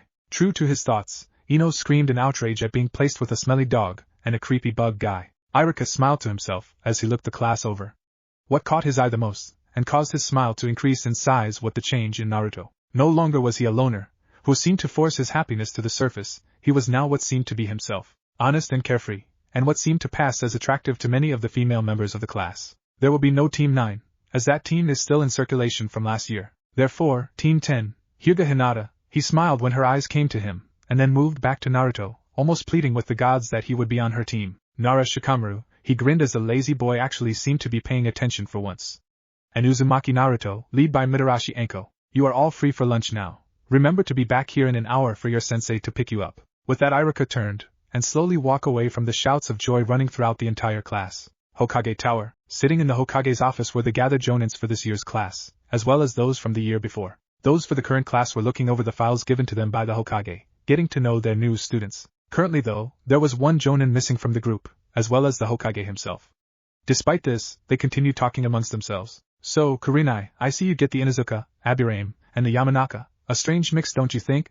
Said a lazy voice from across the table. The speaker wore a green Jonin vest, with a black shirt, pants, and mask that covered his mouth, nose, and nearly his left eye. Over his left eye was his Konoha high-tie, which also held back his busy silver hair. Yes, Kakashi, it does seem like a strange bunch, but when you look at it from Iruka's view, it does make sense. I had planned to make it only a tracking team, but with Ino being added into the group, I can do more with them. We can now do scouting, with ease considering the Yamanaka jutsus. Then there's also infiltration, which works to the strengths of Shino and Ino. Tracking is also doable with the use of Shino and Kiba. Granted, it may not be as effective as it would have been with Hinata, but still doable. This also gives me a perfect candidate to pass on some of my more useful genjutsu to. Sure, Haruno Sakura is a perfect genjutsu type, but I think it will be more potent with Ino. There are just too many ways to be able to work it into her family jutsus, and combine with Kiba and Shino. Stated the raven-haired, crimson-eyed beauty known as Yuhi Kurenai. Today she decided to go with a more traditional style of dress, to make a better first impression on her genin. She wore a tight red shirt, covered by the familiar form of the Jonin combat vest. She also had on a pair for slightly baggy black pants, bandaged at the ankles, and a holster for her weapons on her right thigh. You may be right. I seem to have an odd batch as well, though I am pleased to note that I do have the Uchiha. This will make it easier to teach him once he awakens his Sharingan. Looking at Sakura's information, I'd have to agree about her being a genjutsu type. She seems to have near perfect control of her chakra, but that could just be someone overstating her skills. She was head in the class in the written portion, but in other areas she didn't fare too well. Then there is Choji, who will most likely depend upon his family jutsus. If I could teach Sakura a few genjutsu, she may be able to keep an enemy busy enough for him to hit them with one. I just hope that the two of them do not cause too many problems within the team though. Drawled up Kakashi again. Then there is Team 10. Came a random voice from the gathered Jonin. Yeah, that is an oddball bunch. The Hyuga heiress, the heir of the Nara clan, and rumored closet genius, and finally the demon brat. Then look at the Jonin for the team, and they would have to be the misfit team. Added in another. If what I heard is true, then the Hyuga lacks a great deal of confidence, so she can't be that great and probably just barely passed. The Nara is a lazy ass, who would only move if he needed to. The Uzumaki, well I don't know, I heard he failed the tests 3 times already, including this year's test. Spoke added in Kakashi. You never know, Anko might be able to turn them around, after all none of you know her like I do. Kurinai, your youthful optimism is refreshing. But tell me, what makes you believe that? Surely this team is full of what my rival has stated, the odds of them becoming successful shinobi are very slim, claimed a man clad in a green skin tight spandex bodysuit, with Jonin vest, and orange leg warmers. The truly disturbing thing, aside from the bodysuit, was the eyebrows that were hairier than a caterpillar. Just call it women's intuition guy. Some reason I think there is something special about Uzumaki Naruto. As a genjutsu user, I develop a habit of watching everything very closely. All those pranks he pulls, and the way he acts, there is just something off about all of it. This caused many to think back to the things they had witnessed the boy doing over the years. In the end many started to agree with the woman, others wrote it off as a woman reading too deeply into things. None would believe it when they were proven wrong. Naruto's apartment. The Hokage decided to help the woman known as Mitarashi Anko learn a little more about Naruto's life. So he decided to bring her to his apartment. Some of this was out of concern for how Naruto was living. What he saw in the apartment, and at the front door, was not what he expected. The front door seemed to barely hang upon its hinges, and had several holes in it from pointed objects, as well as where people kicked it in. The inside of the place was not any better. Many of the floorboards were torn up, busted, and leaving the floor much like a gopher home, with all of the holes left in it. The walls were about the same as the floor and front door. Fist-size holes and foot-size holes could be seen littering the interior of the place. What once was a window could be seen on the floor of the apartment, along with a rock that had something wrapped around it. Raising an eyebrow, Anko walked over and removed the paper around the rock to see what it said. Demon scum, why don't you just die, and leave this village in peace? It's bad enough you still live, but now you have become a shinobi of Konoha.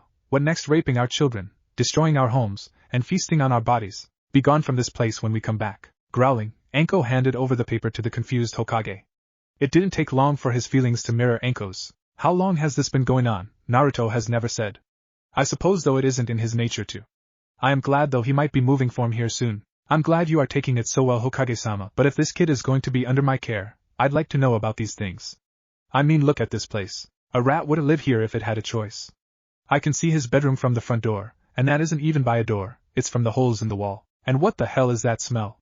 I've had enough, let's get back to your office. Once this boy is officially mine, he is leaving this place for a better one, at least if I have anything to say about it. With a smile on his face, both vanished in clouds of smoke to his office. Hokage's office. Once the two returned to the office, he wasted little time in taking his seat once again. Anko walked over and sat beside Kurinai as she looked over her own stack of files on her new team. While reading she could feel the eyes of many of the men on her. Some of the leering could be because of the fishnet clothing she wore, with little else on aside from white shin guards, an orange skirt that went to mid-thigh, and an open tan trench coat.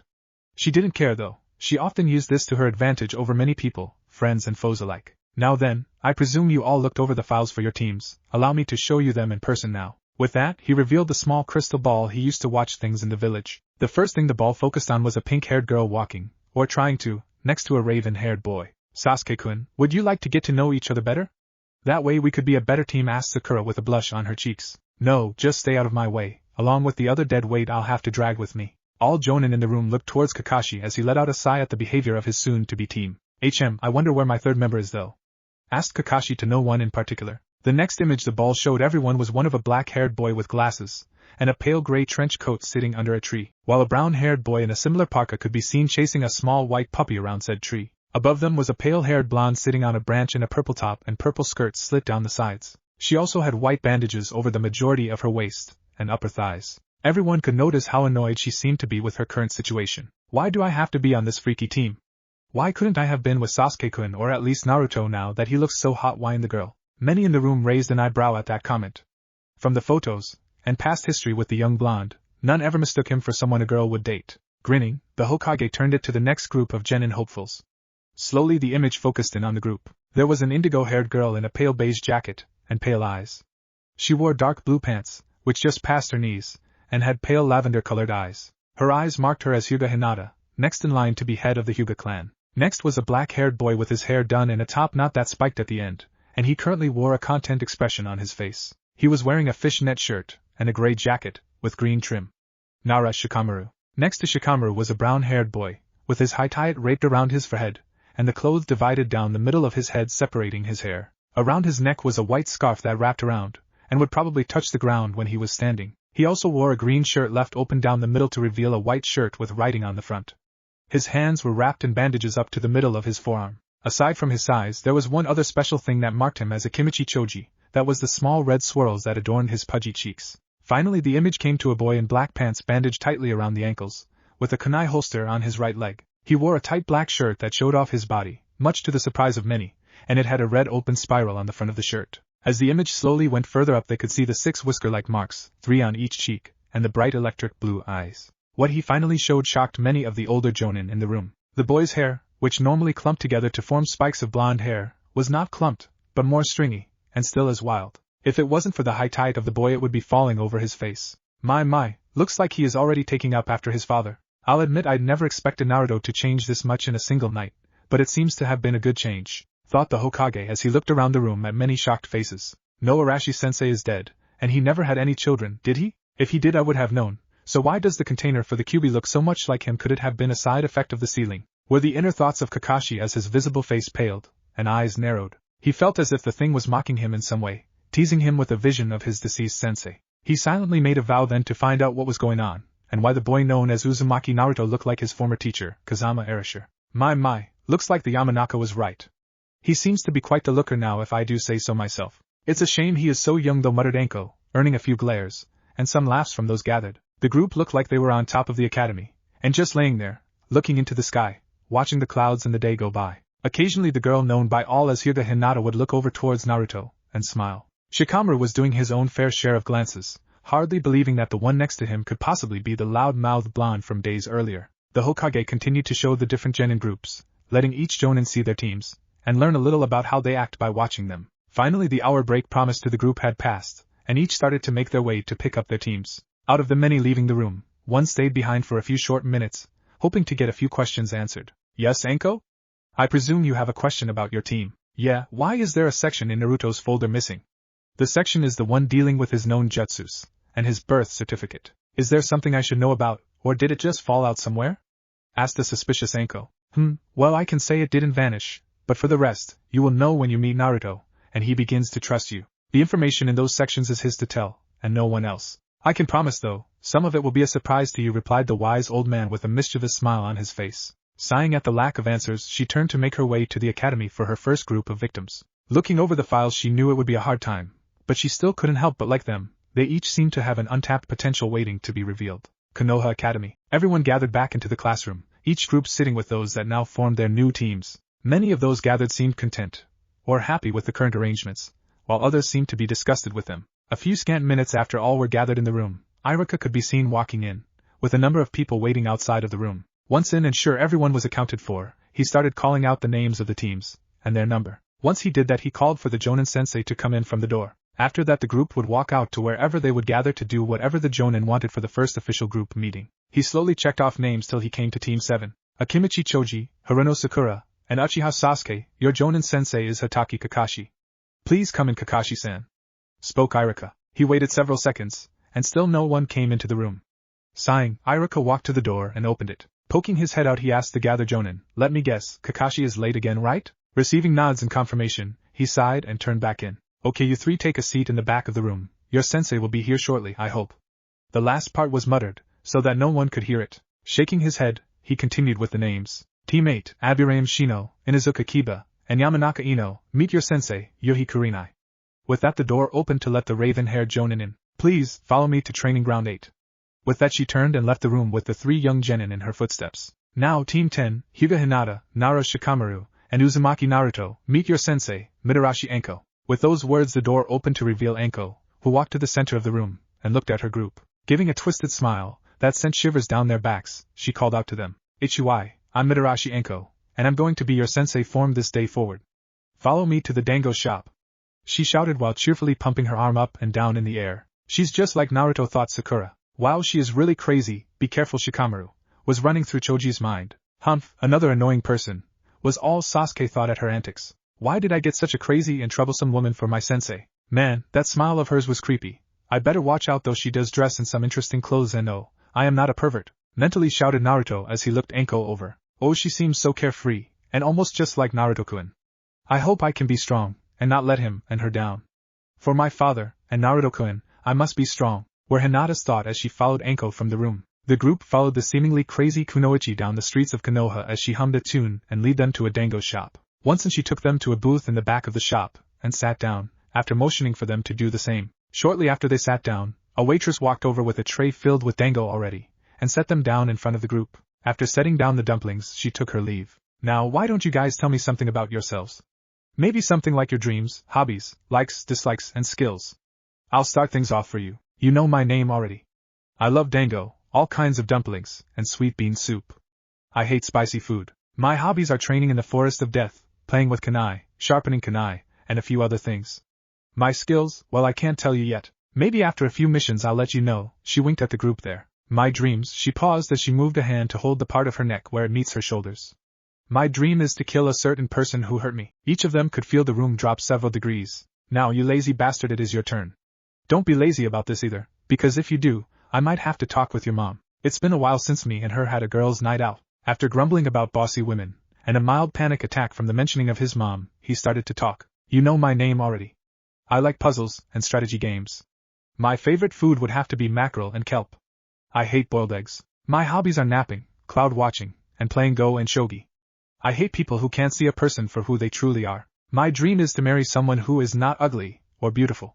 Have 2 children, first a girl, then a boy. Retire after my daughter is married, and me son has a job, and spend the rest of me life playing shogi, and to die before my wife and children. My skills are mostly with my family jutsus, and a few basic academy level ones. My taijutsu is decent, but nothing compared to some others in the class. Genjutsu I can break, but don't really care to learn, the same with ninjutsu outside of my families. Okay, so you quiet girl, your turn, and no stuttering or twiddling of fingers. We won't leave here until you can do this without doing those 2 things. Also be sure to look up at us, the same thing applies to that. Gulping, Hinata started to speak, only to stop, and take a deep breath to try to calm herself and her nerves. It didn't help that Naruto was sitting right next to her, trapping her in the booth's corner. She looked over to him, and noticed him nodding his head in encouragement to her. Smiling, she once again took a steadying breath before she started. My name is Hyuga Hinata. I like people who are nice to me, and to others, even when those people are rude to them. I dislike those who judge people without knowing them, and ridicule others. My favorite food is cinnamon rolls, and bean jam. My hobbies are flower pressing, training, and making medicinal salves. My dream is to become a great medic nin, and make my clan proud when I become the head of it. I have some skill in the jukin, the taijutsu style of my clan. I'm not as good as others, but I know I can get better. She managed to finish without stuttering or any of her other nervous and shy habits. She smiled to herself as she realized just how easy it was to do that. Thank you, Anko-sensei. Great, we could use a medic on the team, more so with the knucklehead sitting next to you. This earned her a glare from Naruto, even though he was smiling while doing it. Now you yandere wannabe, finish things up. Hearing her say that caused Naruto to tense slightly as he heard someone compare him to his father. Shaking it off as just a coincidence, he ran a hand through his hair. Next to him, Hinata also tensed slightly at the comparison. She looked over Naruto once again, and she too couldn't help but notice how similar he looked to the pictures of the yandere in their books, and the framed pictures in the library. His moment of nervousness did not go unnoticed by Anko and Shikamaru though. Anko thought it might have had something to do with the sealing of Kyuubi. I mean, who couldn't hate a person who sealed a demon in you? Shikamaru just went into his thinking mode as he noticed the similarities between Naruto and the yandere. Take away the whisker marks, and he could probably pass as a young yandere. But there was never anything in our books that stated he had a family, or was ever married, thought out Shikamaru. Well, my name is Uzumaki Naruto.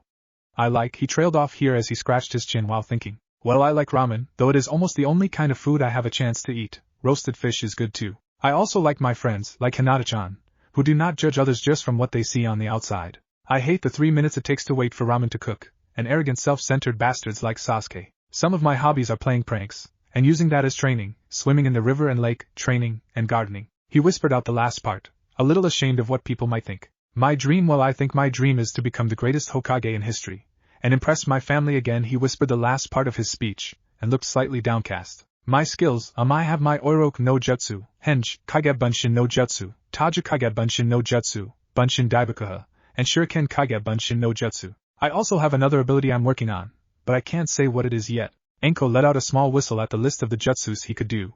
Sure, some of them were low, but the Kagebunshin-related jutsus was nothing to laugh at. She couldn't help but wonder though what his unmentioned one was. Shikamaru just looked at Naruto in amazement. He would have never thought that the boy across from him could have such high-level jutsus, and still fail the academy 3 times. Great, so we have a lazy bum, a shy heiress, and someone who wants to be the yandere. Again another flinch by Naruto followed this. Normally, I give you guys some kind of test to see if you are ready to become a genin team, but from what I saw earlier while at the Hokage's office, you guys get along pretty well, and should have no problem with teamwork. There are a few things we need to work on though, which we will start on tomorrow when I tell you your training schedule and mission schedule. We will meet here every day at 0900, showing up late earns you laps around Konoha. The first time is 10 laps, every time after that you gain 10 more. Tomorrow we will do our first mission, and then break for training. Until then you are dismissed, except for you Naruto, I want to talk with you. With that Shikamaru quickly left, one of the few times he hurried to do something, while Naruto moved out of the booth to allow Hinata to leave. After a few parting words to his 2 friends, Naruto sat back down opposite of Anko. Okay kid, who are you, and what did you do with the normal trickster who performed some hilarious pranks? Asked Anko as her eyes sparkled dangerously. Gulping at the intent hidden in her eyes he started to answer. Like I said, my name is Uzumaki Naruto. Sure, and since when did you have a fan club watching you? I mean it's hard to notice all the girls ogling you right now from outside this place. Groaning, he hung his head and set it down on the table as he started to speak. This is just the real me Sensei. No one really paid attention to me till I forgot to do laundry, and had to dig up some old clothes. Besides I'm thinking about burning those ugly orange jumpsuits, and doing some shopping, but that might be hard since no shop lets me in for the obvious reasons, which I'm sure you know. Yeah brat, that is why when you do go shopping, I'm going with you. Just let them try to throw you out with me there. She paused as she saw Naruto blushing and with a mortified look on his face. Or you could take your little girlfriend with you. I'm sure she could pick out some great clothes for you. Naruto raised his head to look up at his sensei, with a confused look plastered upon it. Girlfriend, I don't have one. Heck, the only girl that is my friend seems to be Hinata-chan. He paused as he thought of that. Now that you mention it though, I might ask her to come along. I can trust her opinion on things since she is really honest. He is really that dense? Okay fine, and I'm glad you are getting rid of those orange clothes. If you didn't, I'd burn them myself. Now get lost, you are going to need all the sleep you can get for tomorrow's torture session. As Naruto got up to leave, he glanced back at her.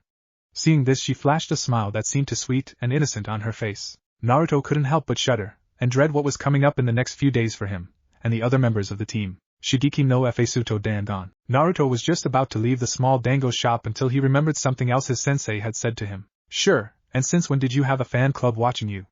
I mean it's hard to notice all the girls ogling you right now from outside this place. That's right, all of those crazy girls are outside waiting for me. How in the world am I supposed to slip past all of them? Sighing in frustration, Naruto stopped and leaned against the small bar of the shop to ponder his predicament. Leaning against the bar, with his hand on his chin earned him a number of looks from the other occupants of the small shop, and more than one double take for who he looked like. Some of the occupants were wondering what the boy was mumbling to himself about, and why he was swearing revenge on the creatures known as fangirls. The final thing that had people shying away from him was the fact that he was muttering about never forgetting to do laundry again, and make his crazy psycho sensei go shopping with him. Sighing to himself once again, he decided upon a course of action. Make a break for it through an army of Kagebunshins. Not what he really wanted to do since it would eat up a lot of chakra, but it seemed like the only viable and safe way to get out with his clothes intact. Standing up straight, he brought his hands, and fixed his fingers into a cross-like seal, and focused a large amount of chakra into it. While solemnly saying, Kagebunshin no Jutsu, he generated a small squad of bunshins, and moved himself into the crowd of copies. With a defiant war cry from each of the newly formed blondes, they charged out of the shop and into a mass of girls, each reaching to a blonde, and grabbing, hoping to get something from him to commemorate the occasion. So caught up in the mad dash were the girls, that they never noticed another Anko leaving the small shop, and take to the rooftops, then run from the area at full speed, with a very Naruto-like grin on her face. Once Anko was several blocks away from the bar, she raised her fingers up, into the boar sign, and simple said Kai, release. She was then obscured from sight by a large cloud of billowing white smoke. Several seconds later a gentle wind came through, and whisked the smoke away revealing a grinning blonde-haired boy, with 3 whisker-like scars on each cheek. Back at the small shop, the large group of Narutos suddenly vanished with a popping sound, and only leaving clouds of smoke, and several angry women. "And oh, I wanted the mini yandame!" shouted several of the depressed women, none of them knowing just who they had been chasing. Currently said blonde was busy walking towards his apartment, and trying to keep to the back alleys in order to hide from the rabid women who have started to hunt him down. He was nearly to his block when he stopped in the alleyway, and looked up towards the sky. The clouds are nice today, maybe I won't go home just yet. With that said, he turned and started off towards the eastern forest surrounding Konoha, and the training grounds. After speeding his way across the village he finally made it to the training ground, and went deeper into the forest after crossing a small red bridge. He continued until he came to a clearing with 3 large stumps, and a large obsidian stone monument. On this obsidian monument was the names of the shinobi who died while serving their village and country, and held painful memories for many active shinobi and civilians. Once Naruto made it to the center of the clearing by the stone he paused for a few moments, then turned back towards the direction he came from. "I know you are there, so come on out, whoever you are," called out Naruto to the trees surrounding him. Several minutes went by with Naruto never taking his eyes away from one tree that stood at the pathway to the clearing. Finally, after over 10 minutes, the branches of the tree started to move, and parted to make way for a silver-haired cyclopes. The silver-haired figure gracefully jumped down from the tree, and landed on the opposite side of the clearing from Naruto. Neither figure took their eyes off of the other, each waiting for the other person to make the first move. To them it was a delicate balance in what felt like a life-or-death struggle. Whoever made the first move could be leaving themselves open to a death blow from the person across from them. Blue and black eyes meet each other, and neither one was giving the other a glimpse to what they were thinking. Naruto was the first to break the silence by letting out an exasperated sigh as he walked towards one of the large stumps in the clearing. "You obviously can't be an assassin sent to kill me because of the QB. If you were, you would have made your move sooner, or never come out in the first place. You look like a Jonin, perhaps former Anbu, judging by the way you walk lightly and suppress your chakra. So tell me, why have you been following me?" Kakashi was shocked to hear what the container had to say. Why would he be an assassin? Did this mean the boy had to deal with assassins before? How come it was never reported to the ANBU to investigate? I have to admit though, this kid is good, better than his records show. But is it his skills, or is it the QB's doing? Not bad, kid, you are better than your academy records say. I'm surprised though. If you were always this good, why not put the effort into your academy work more? You could have been higher up in the rankings, perhaps even Rookie of the Year, spoke Kakashi as he leaned against a tree nearby. He'd admit that the boy did not look hostile right now, but he did not want to take any chances. After a snort, and kicking a rock by his foot, Naruto turned to look the man in the eye once again with a scowl on his face. Tell me something, if you were hated by the people of the village, and didn't know why, would you want them to know you were smarter than you look? Perhaps you are right, but would that not give you the attention you always wanted? It might also make other students, instructors, and villagers believe you could become Hokage someday like you always yell about, was the even reply from the copynin as he pulled out his little orange book from his side pouch. The twitching of Naruto's eye did not go unnoticed by the man, who smiled under his mask. Yeah, it could have, but again, how or why would I do that if I'm being mistreated by the teachers at the academy, fighting for my life, or wondering if I will have a home to go back to after school? I had more important things to worry about besides showing off. The title of Rookie of the Year is nothing but a name. The truly talented people hide their skills and work the system to their advantage, scoffed Naruto. Oh, so I suppose failing the graduation exam 3 times was your way of working the system? I have to say, not a very smart thing to do. If it wasn't for the incident with Mizuki, you might not have graduated at all this time. This time Naruto's eyes flashed open, placing Kakashi in their piercing gaze. Unconsciously, Naruto started to flex his right hand, opening and closing the appendage as if he was getting ready for a battle. This action didn't go unnoticed by Kakashi, as he started to slowly place himself on guard in case the boy was crazy enough to attack him. Gritting his teeth, and with a great deal of malice and hate in his voice, Naruto spoke up. I would have graduated this year if it wasn't for a medical problem I was having at the time of the exam. I couldn't focus my chakra properly because of that. That was the only reason I didn't pass it, roared Naruto. If you say so. But it seems like I might have overestimated you. I will commend you on learning the Kage Bunshin-related jutsus, but they honestly do not take much work to do. They are not about finesse or control, just pure power, so they are nothing to brag about too much. Naruto started to release a low growl from his mouth.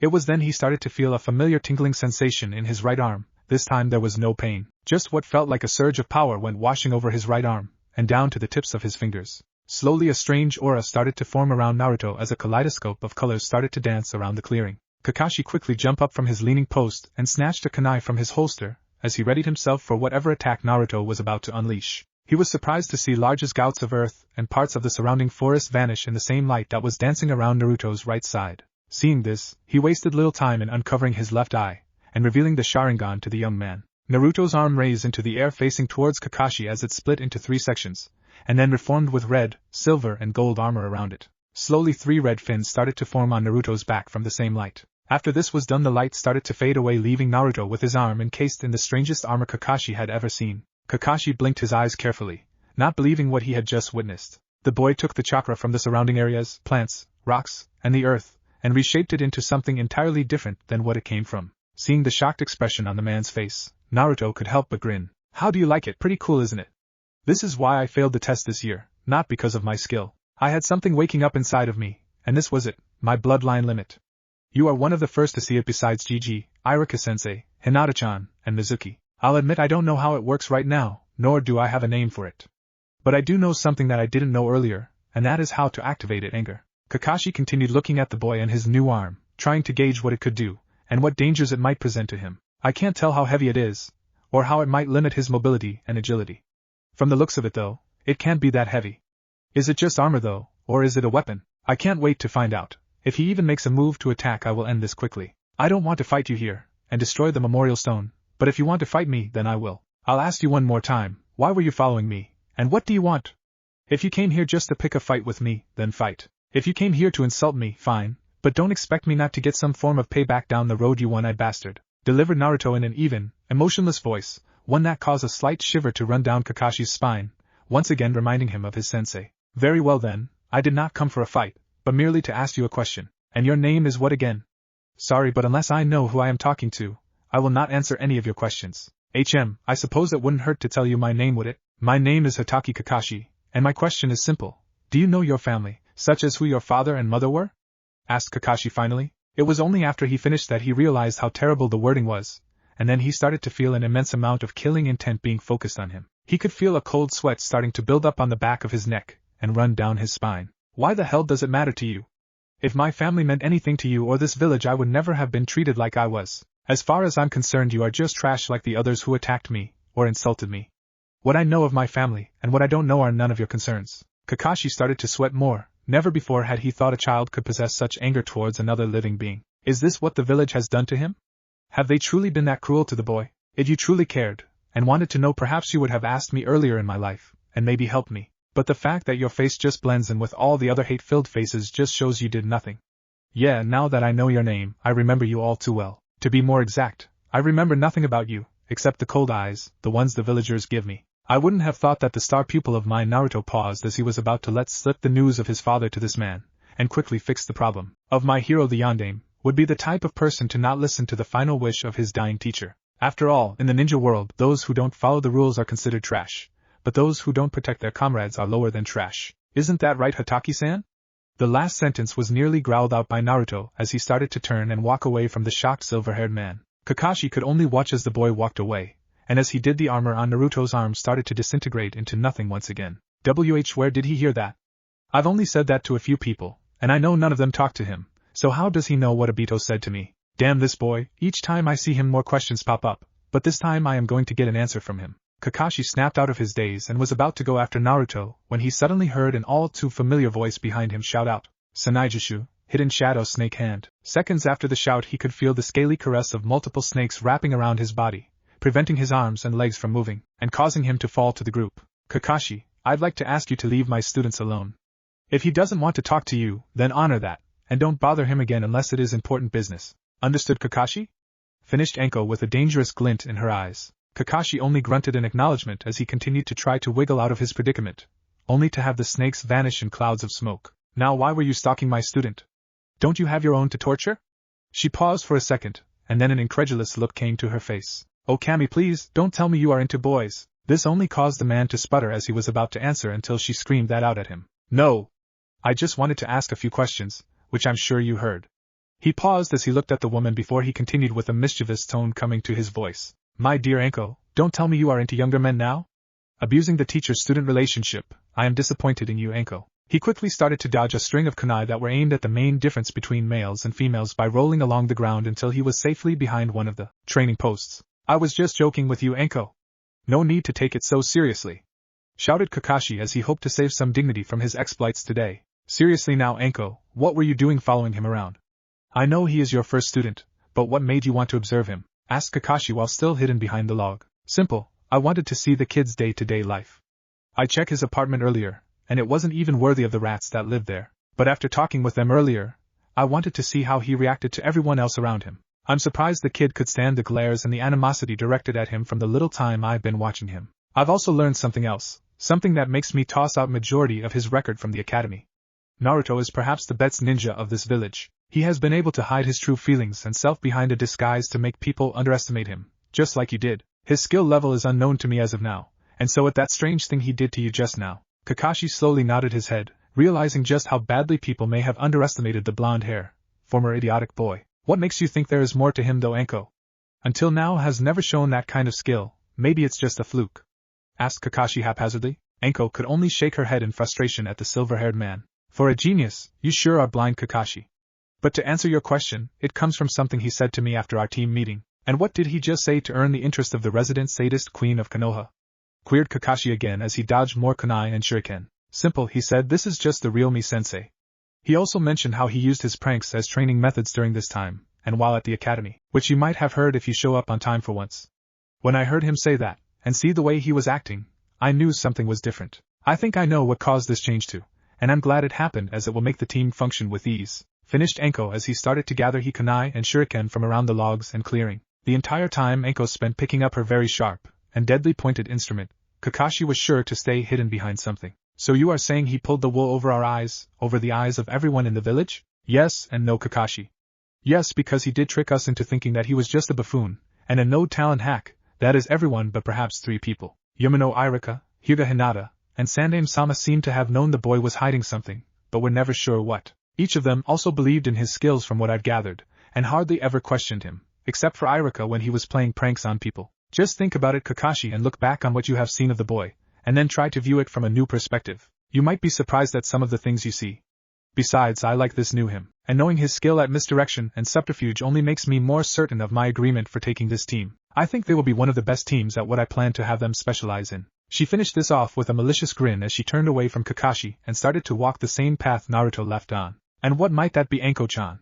Asked Kakashi as he purposely added the suffix to get under the skin of the raven-haired woman once again. Despite being the target of numerous projectiles earlier, grinding her teeth together, she paused mid-step and turned towards the Jonin. With a voice that promised him immense pain should he do the same thing again, she responded while grinning impishly at him. Simple, something that this village hasn't seen in some time. Team 10 will become the future assassination and sabotage experts under my training. With those words she smiled sweetly, and started to hum a cheery tune as she walked away from the man. Nara house. Shikamaru was hardly ever thankful to be home, mostly because of his mother, Yoshino. But today was one of the few times he was glad to be home. One of the reasons was because of his new sensei, Mitarashi Anko, who seemed to be scarier than his own mother. She also confirmed a view Shikamaru has always had on women: they are all troublesome. He could hardly believe how he had managed to get someone who seemed like a female Naruto, hyperactive, bossy, and seemed to have a glint in her eyes that meant trouble for her students. The thought of her made him shiver. He could hardly believe his luck. He would have rather been stuck with Ino than with this woman. At least with Ino he knew how to shut her up, which was just mentioning Sasuke. With this one, he had no idea what would work. Then there was the other thing that was bothering him, Uzumaki Naruto. Something was different about him, something more than what he had told Kiba earlier that day. The blonde hardly seemed like himself today, or the version he had come accustomed to in the years he knew him. He no longer looked the loud-mouthed, hyperactive, and most of all, talentless dead last of their class. Naruto somehow transformed overnight, and became a new person.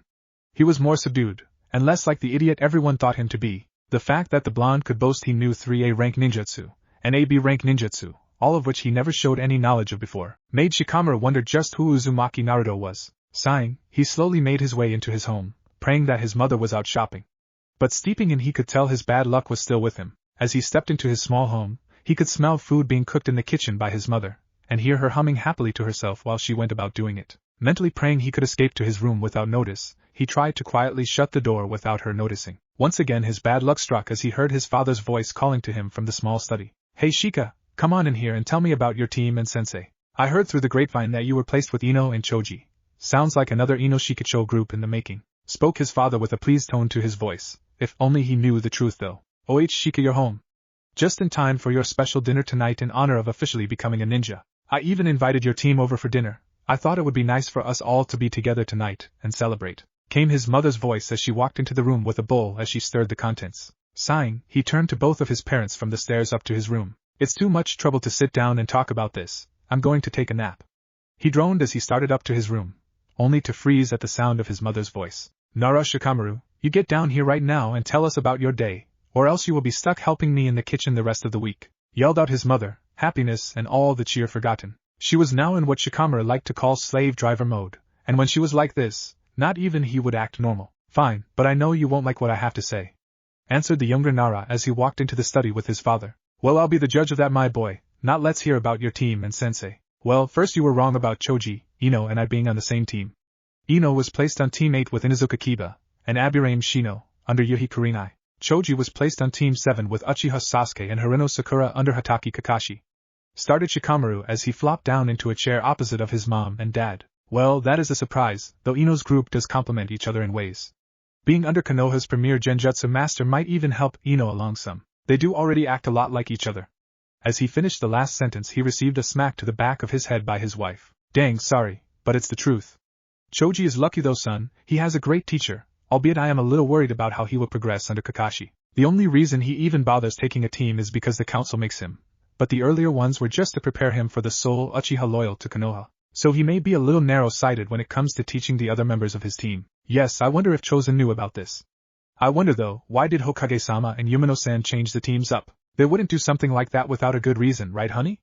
Chipped in his mother as she sat on the arm of his father's chair, the contents of the bowl forgotten. Well, tell us about your team, Shika. From what I remember the other day, only one other child in your class graduated, Hinata. That's what I thought too, at least until this morning. But it seems somehow one other graduated since yesterday, though I don't know how he did it. Shikaku was surprised at this, because at the mention of the event his mind flashed back to the events of the previous night. As he looked over to his wife, he could see the same thoughts flowing across her face. Well, don't keep us waiting, son, go on and tell us. No matter what, it should be an honor to be placed on the same team as the Hyuga heiress, and I'm sure you have one of the best senseis out there. Hayashi would want the best for his daughter, I would think. I don't know about our sensei being the best out there. I was placed on Team 10 with Hyuga Hinata, and well, Uzumaki Naruto. He stopped to wait for the explosion he was sure to get. His father didn't disappoint him either. What, how, no, why did they let him graduate? He stole the forbidden scroll of seals, for crying out loud. He should be arrested and sent to Ibiki. It was after his second sentence, and a hard slap on the back of his head from his wife, did he realize what he had just said. He turned back to his son to see his reaction to what he had just let slip out. That's what all that commotion about last night. There were so many people running around and yelling it was hard to get back to sleep, and that explosion not far from our house didn't help matters any. Coming out of his thoughts, and seeing his parents looking at him intently, he decided to speak up. Least they think something was wrong. I was wondering what all those racket last night, and how Naruto knew 4 high was ranking ninjutsu. He must have learned them from the scroll last night or something, but I still don't know why or how he graduated. Listen, Shika, you can't tell anyone about what I just said. I wasn't even supposed to talk about it, but hearing that he is now a genin, I can't help but feel angry. I just don't think he deserves that honor. His mother cast what looked like a disapproving look at her husband, then turned to look back towards Shikamaru with what looked like disappointment at her husband in her eyes. Shikaku-en, why don't you continue? You never told us who your sensei was after all, asked his mother, trying to change the subject and cheer things up a little. Gah, I swear Dad, this lady is worse than Mom. He paused at the glare his mother sent him. She is hyper just like Naruto used to be, and scares me to death with this look in her eye. He paused again as he saw what looked to be a pleased smile on his mother's face, and one of horror on his father's. Really, dear, I wonder if I know her or anything. She sounds just like the type of person who could get you moving when I'm not around, replied his mother with an all-too-sweet voice.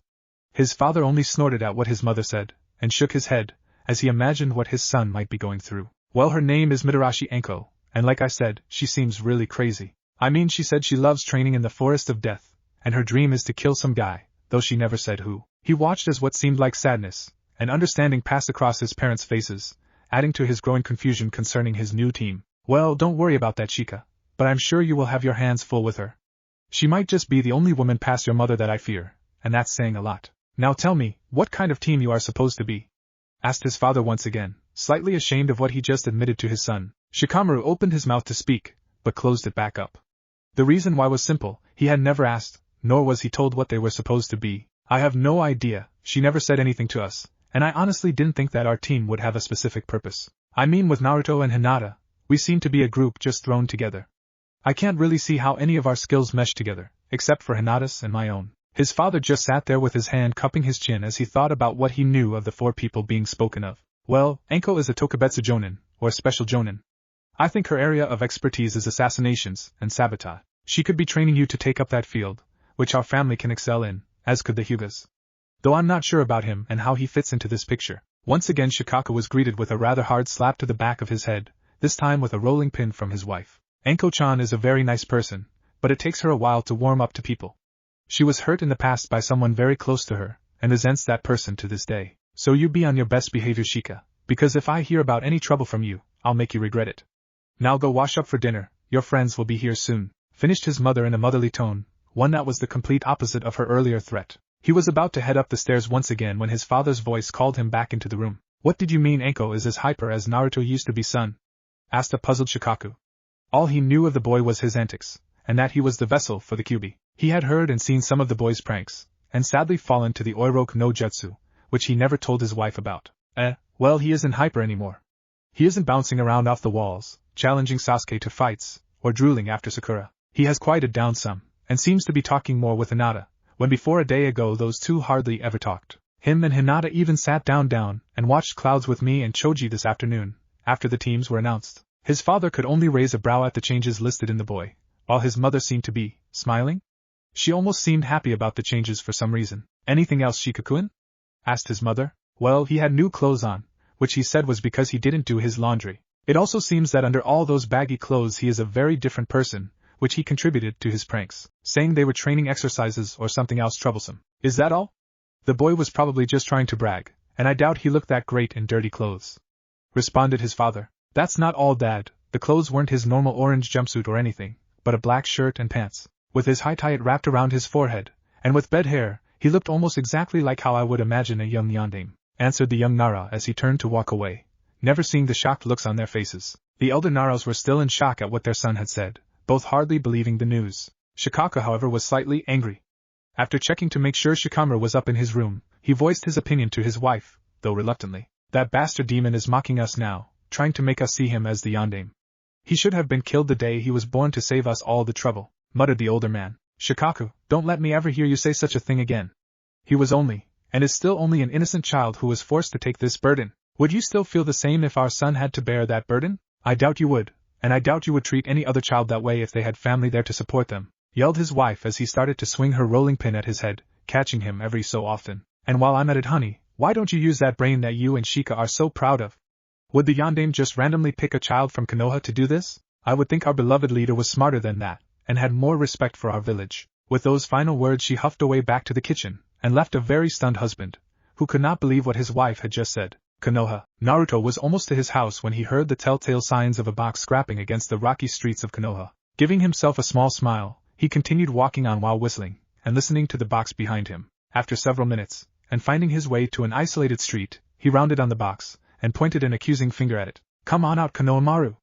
That disguise is a joke. No rocks are perfectly square, nor do they have eyes holes, shouted Naruto at the small box, and smiled as he remembered first meeting the young boy. Flashback. Naruto had just been caught again after one of his pranks, this one involving him and several cases of academy toilet paper and the Hyuga manor. He didn't come away without a few tenketsu, chakra pressure points, closed, but he felt it was more than worth it after the beating given to him days earlier by two Hyuga branch members. To see the manor wrapped up in toilet paper, and see it hanging from the trees brought a smile to his face. Now though he was starting to regret it as he was brought in front of the Hokage's doors, and was awaiting his punishment for the act. Not even 5 minutes of waiting, and he was finally called in, and sat in front of the Hokage's desk. Now Naruto, why would you do such a thing, as wrap the Hyuga compound in toilet paper?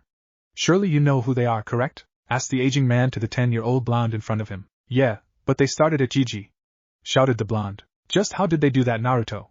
If they did something to you, you know all you had to do was tell me, and I would take care of the situation, spoke the Hokage sympathetically to his young charge. Yeah, sure, you would. No one ever believes the thing I say, and I doubt anyone would think the almighty Hyugas would do anything like beat an orphan for no reason, whispered the young boy as his face darkened. Besides, the only nice one of them all is Hinata. She isn't as stuck up as the rest of her family, at least not in school or anything, added Naruto with a furious nodding of his head, agreeing with himself. Sighing, Sarutobi knew it had to have been something like this, and sadly Naruto was probably correct in his assumption. He could verbally reprimand them, but anything past that would not be allowed, or frowned upon by the council. It was times like this that he wished he had performed the duties of the yandere 10 years earlier, and perhaps then Naruto would have had a better life. Naruto, they may have deserved what you did, but you. Sarutobi was cut off as a side door to his office flew open, and a small boy wearing a long blue scarf and brown hair came charging in. I'll be Hokage now, shouted the youth as he charged forward about to throw a shuriken at the Sandaime. Sarutobi could only sigh and rub his temples as his grandson once again tried to perform a sneak attack. What is this, the 15th one today? Sigh, I suppose it is that time of day though. I suppose dealing with Naruto made me forget about Konohamaru. While he was in his thoughts, his grandson managed to trip over his own feet, and was sent crashing down onto the floor. This caused Naruto to start laughing at the young Sarutobi, and only enraged Konohamaru. It was also at this time that the Tokubetsu Jonin who was supposed to be watching him came running up. Honorable grandson. You must not run off like that. If you ever wish to become the Hokage you must do as I say, shouted the man dressed in black, with his high tie wrapped around his forehead, and the clothes covering his hair. He also had on dark round glasses, which seemed to be too large for his face, as he had to constantly push them back up onto the bridge of his nose. Oh no, the demon child is here now, I mustn't let Konohamaru mingle with the likes of him. Hey you were the one who tripped me, weren't you? Shouted the brown-haired boy as he jumped to his feet to point an accusing finger at Naruto. This only caused the blonde to cease his laughter, and grabbed the brunette by the front of his shirt. You tripped over your own dumb feet, you klutz. Don't blame me because you aren't coordinated enough to run straight, shouted the blonde as he raised a fist high into the air, readying himself to pound the smaller 7-year-old upside the head, only to pause as he heard the arrogant voice of Ebisu. You rogue, don't you dare lay a hand on the honorable grandson of the 3rd Hokage, shouted the Jonin from the door. This only caused Konohamaru to smile in victory, and a scowl to cross Naruto's face. So, you think you could be treated special because you're the grandson of the Hokage? Like I care, you brat, bellowed Naruto as he hit Konohamaru upside the head, knocking the boy to the ground, and causing Ebisu to nearly have a heart attack. The Hokage himself could barely contain his amusement with the situation as he watched Naruto storm out of the room, punishment forgotten. Shortly after Naruto left, the Hokage could see Konohamaru regain his senses, and follow after the blonde, causing Ebisu another heart attack. Present, Naruto just continued to smile as the box exploded in plumes of multicolored smoke, and the sound of 3 coughing children could be heard. One voice starts to stand out among the 3, a nasally voice that sounded like the owner suffered from a serious cold. I think we used cough too much, cough gunpowder again, cough Konohamaru. Finished the voice and went into a fit of coughing. Gradually the cloud of smoke cleared to reveal what had become the Konohamaru core. In the middle was Konohamaru, wearing his blue scar, gone though was his small little gray helmet that covered his head. Instead he let his hair stand up and flow naturally, only to be held back by a pair of goggles similar to Naruto's own. Next to him stood the brains of the group, and lover of math, Udon. He wore what appeared to be a blue shirt, with a white stripe down the middle where is buttoned up, and blue shorts. He also wore goggles that were set above his large round Coke bottle-style glasses, and under his mushroom-shaped hairdo. The most distinguishing thing about him to Naruto was the ever-present snot hanging from the nose, confirming the boy seemed to suffer from some lifelong cold. Finally there was the female member of the group, and self-proclaimed sexiest kunoichi in preschool Moegi. Her face was normal except for her cheeks, which seemed to always have a rosy hue to them. She too wore goggles atop of her brow, and had her hair in 2 large tufts of pigtails that stood up on the top of her head. With her brown hair, it only helped to imagine it as clumps of hay, or even a broom. Hey boss, we missed you yesterday. We really wanted to congratulate you on graduating and maybe play ninja or something, yelled out Konohamaru, hardly noticing Naruto's new appearance. He was too busy talking about plans and playing ninja to notice anything else out right now. Wow boss, Sniff, you look really cool now, Sniff stated Udon as he noticed Naruto's newest attire. Moegi seconded the opinion as she also cheered for her boss's new look, and claimed that he would make any girl happy. That of course brought a blush to his cheeks, and caused him to look around frantically for any groupies. Konohamaru had finally stopped his talking, and took in Naruto's new look as well, and smiled to his brother. Wow Nisan, you look really cool. You even look like a great ninja already now, exclaimed the young Sarutobi. Yeah I know, and thanks, that means a lot to me. Sorry I couldn't play with you yesterday, but I had a super top secret mission to do, where I learned a lot of cool things, but I can't show you right now, sorry guys. He smiled as there was a chorus of ahs from his followers. To make it up to you though, how about we play a special game?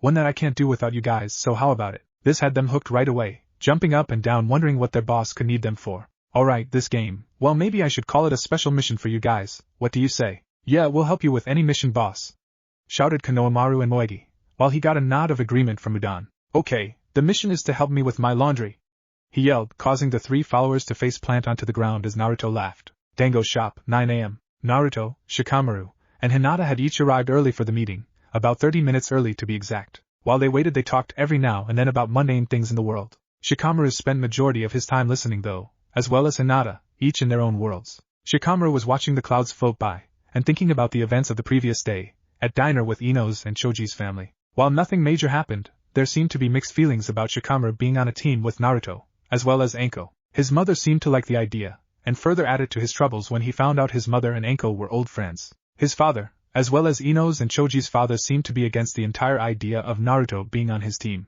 Each of them wanted to see their family tradition of the three houses being placed on a team continues with the younger generation. While the parents discussed things, they ran Ino, Choji, and Shikamaru out of the house. Shikamaru and company talk about their teams. Despite her earlier regrets of not being on Sasuke's team, Ino seemed to enjoy her current team, even if she had to put up with Kiba's smell. She felt being with Kurenai could benefit her a great deal, which was emphasized by her father, and Kurenai herself. She could live with Shino being on the team, as long as the bugs did nothing to bother her. Choji wasn't as lucky with his group. Upon meeting their sensei, who finally showed up 3 hours after everyone else had left, they learned a little about each other. In that time he learned nothing but his sensei's name, that Sakura was hopelessly in love with Sasuke, which he knew already, and Sasuke wanted to kill some guy, and saw his entire team as useless. He really didn't like his team after the first meeting, and was having doubts about how good it would be. Choji also mentioned how his father was happy in a way that Choji would be learning under the famous copy-nin Kakashi, who seemed to know 1,000 jutsus. This did little to reassure Choji though, and only made him wish he was part of Shikamaru's team more and more. Then there was the survival exam they were going on today, where they had to meet at the memorial stone at 5 a.m., and skip breakfast, which was unheard of for an Akimichi. I hope you are okay, Choji. I promise I'll hang with you when I get the chance to.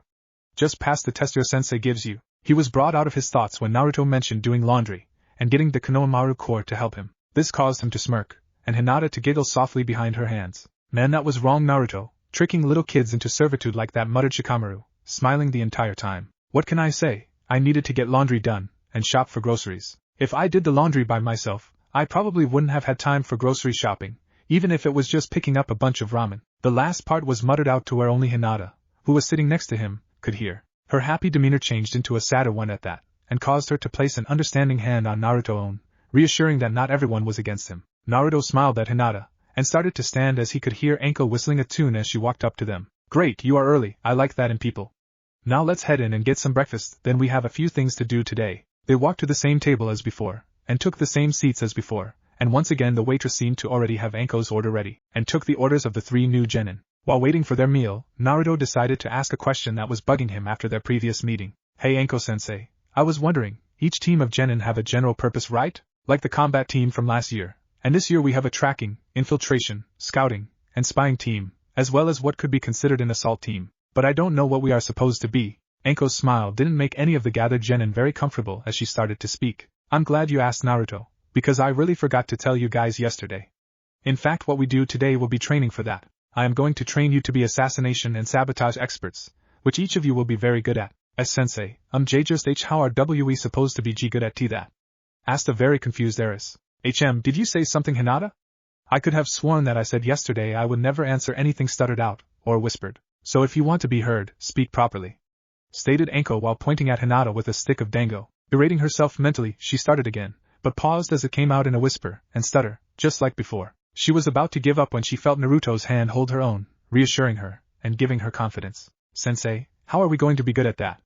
Spoke the Hyuga with confidence, and confusion in her voice. Anko smiled at the girl, this time more of a proud smile at what she had done. Shikamaru himself was more than a little confused. The entire time in the academy, Hinata had never spoken in such a way. She always mumbled out things, or stuttered, but just now she did neither of those things. The more I am with my team, the more confused I get, mentally mumbled Shikamaru. Now that you asked, I'll explain. Naruto here is an expert at sabotage, even if he doesn't realize it yet.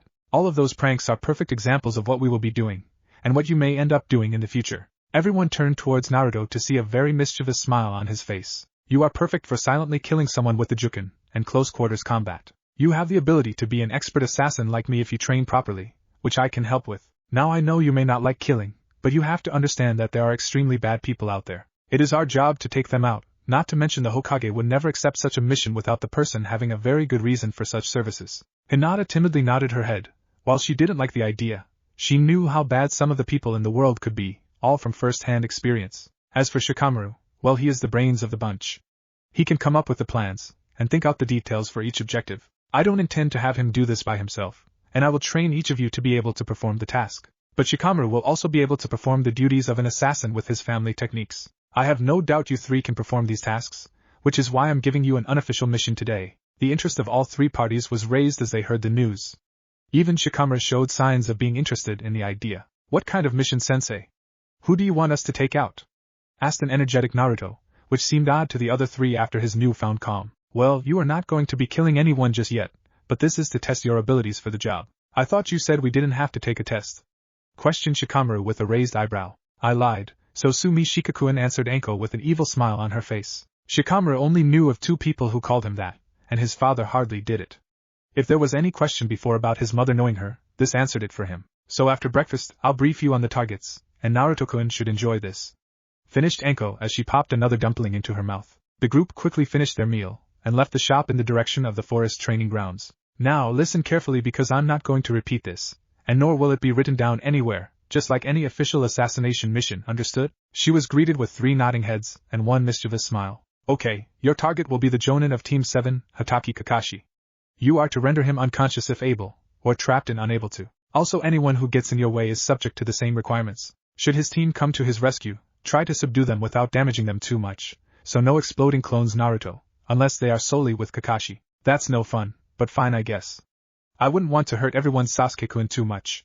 Not to mention I don't think I could do the same to Choji, he is too nice of a guy. Sakura, well that is another thing altogether, how Hinata-chan? Hinata could only giggle, and Shikamaru was slightly shocked to hear him speak that way of his crush, even with the way she had treated him. He had to remind himself though, this was hardly the Naruto from 2 days ago. Well, just remember, only subdue or restrain them, don't injure them too much. Your primary target is Kakashi, so you can't spend too much time on secondary objectives, understood? Once again all 3 nodded.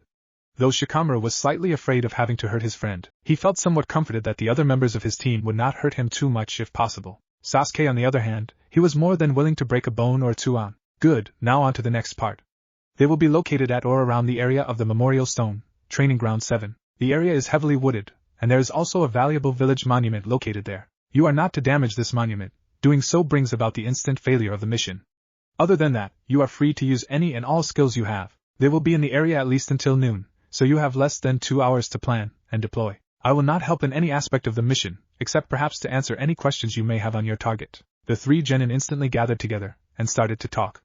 Occasionally they would ask a question about Kakashi and his known skills. Some of these questions were answered with unknown, which they were told would happen on some occasions. They would simply have to try to plan for the unknown events, and react to them as they saw fit. One last thing, I can end the exercise at any time by firing a smoke flare into the sky. When I do, the mission is over, and you are to make your way back to the entrance to the training grounds. She was greeted with a nod of affirmation, and some yes senseis from the more vocal members of the team. After 30 minutes of planning, the 3 set off towards the clearing, with Naruto leading the way. Anko could only smile maliciously as her charges took to the trees, as she was going to enjoy the payback on Kakashi. Oh how she was going to enjoy telling this story later on tonight at the bar, or the next Jonin meeting. Sorry Kakashi, but mess with a snake bearing its fangs, and it will bite back. The saying goes with a fox you poor excuse for a man. 50 yards from the clearing, Naruto paused, and started on the first half of their plan.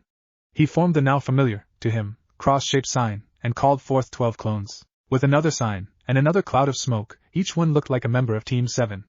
3 each in the form of Sasuke. Naruto gagged at this, Sakura, Choji, and Kakashi. The clones were then sent out into the surrounding woods in hopes of leading the true members of Team 7 away from their sensei, and out of the battle zone. After the clones took their leave, the trio slowly started their way forward, careful to avoid any traps the opposing genin may have set for their Jonin sensei. Hinata would sporadically activate her family's Kekkai Genkai to check for the other team, and found nothing at first. After moving for several minutes, the group came across a crater-filled battlefield, with steam rising from it, and the silver-haired man that was their target. In front of the man, and neck deep in the earth was none other the Uchiha Sasuke, who did not look pleased with his predicament. You are right, you are not like the others, but then again it's the nail that stands out that gets hammered down the hardest. No, if you will excuse me, I have to find Choji, so don't go anywhere. His visible eye only smiled down as the young Avenger growled at his sensei, and this only caused him to struggle even more to get out of his hole. Team 10 watched as Kakashi left the clearing, and as planned beforehand, Hinata activated her Byakugan to scan for Kakashi, or any other members of Team 7.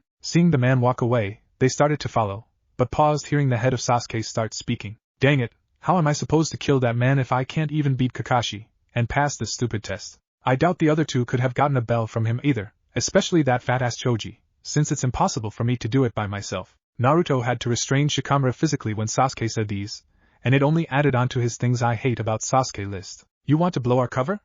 I don't like it any more than you do, but right now we have a task to perform for Anko-sensei, so let it slide for now, and get even with him later, whispered Naruto into Shikamaru's ear. He was greeted with a slow nod of acceptance, and the trio set off once again, with Hinata leading them to their prey. It wasn't long till she could see Kakashi engaged in a battle with Choji, who was currently rolling around in hopes of catching the Jonin. Good, this is what I was hoping for, spoke Shikamaru. He should be too preoccupied to be able to dodge my Kage main no jutsu, and if we are lucky Choji will be able to score a direct hit on him, and limit our involvement.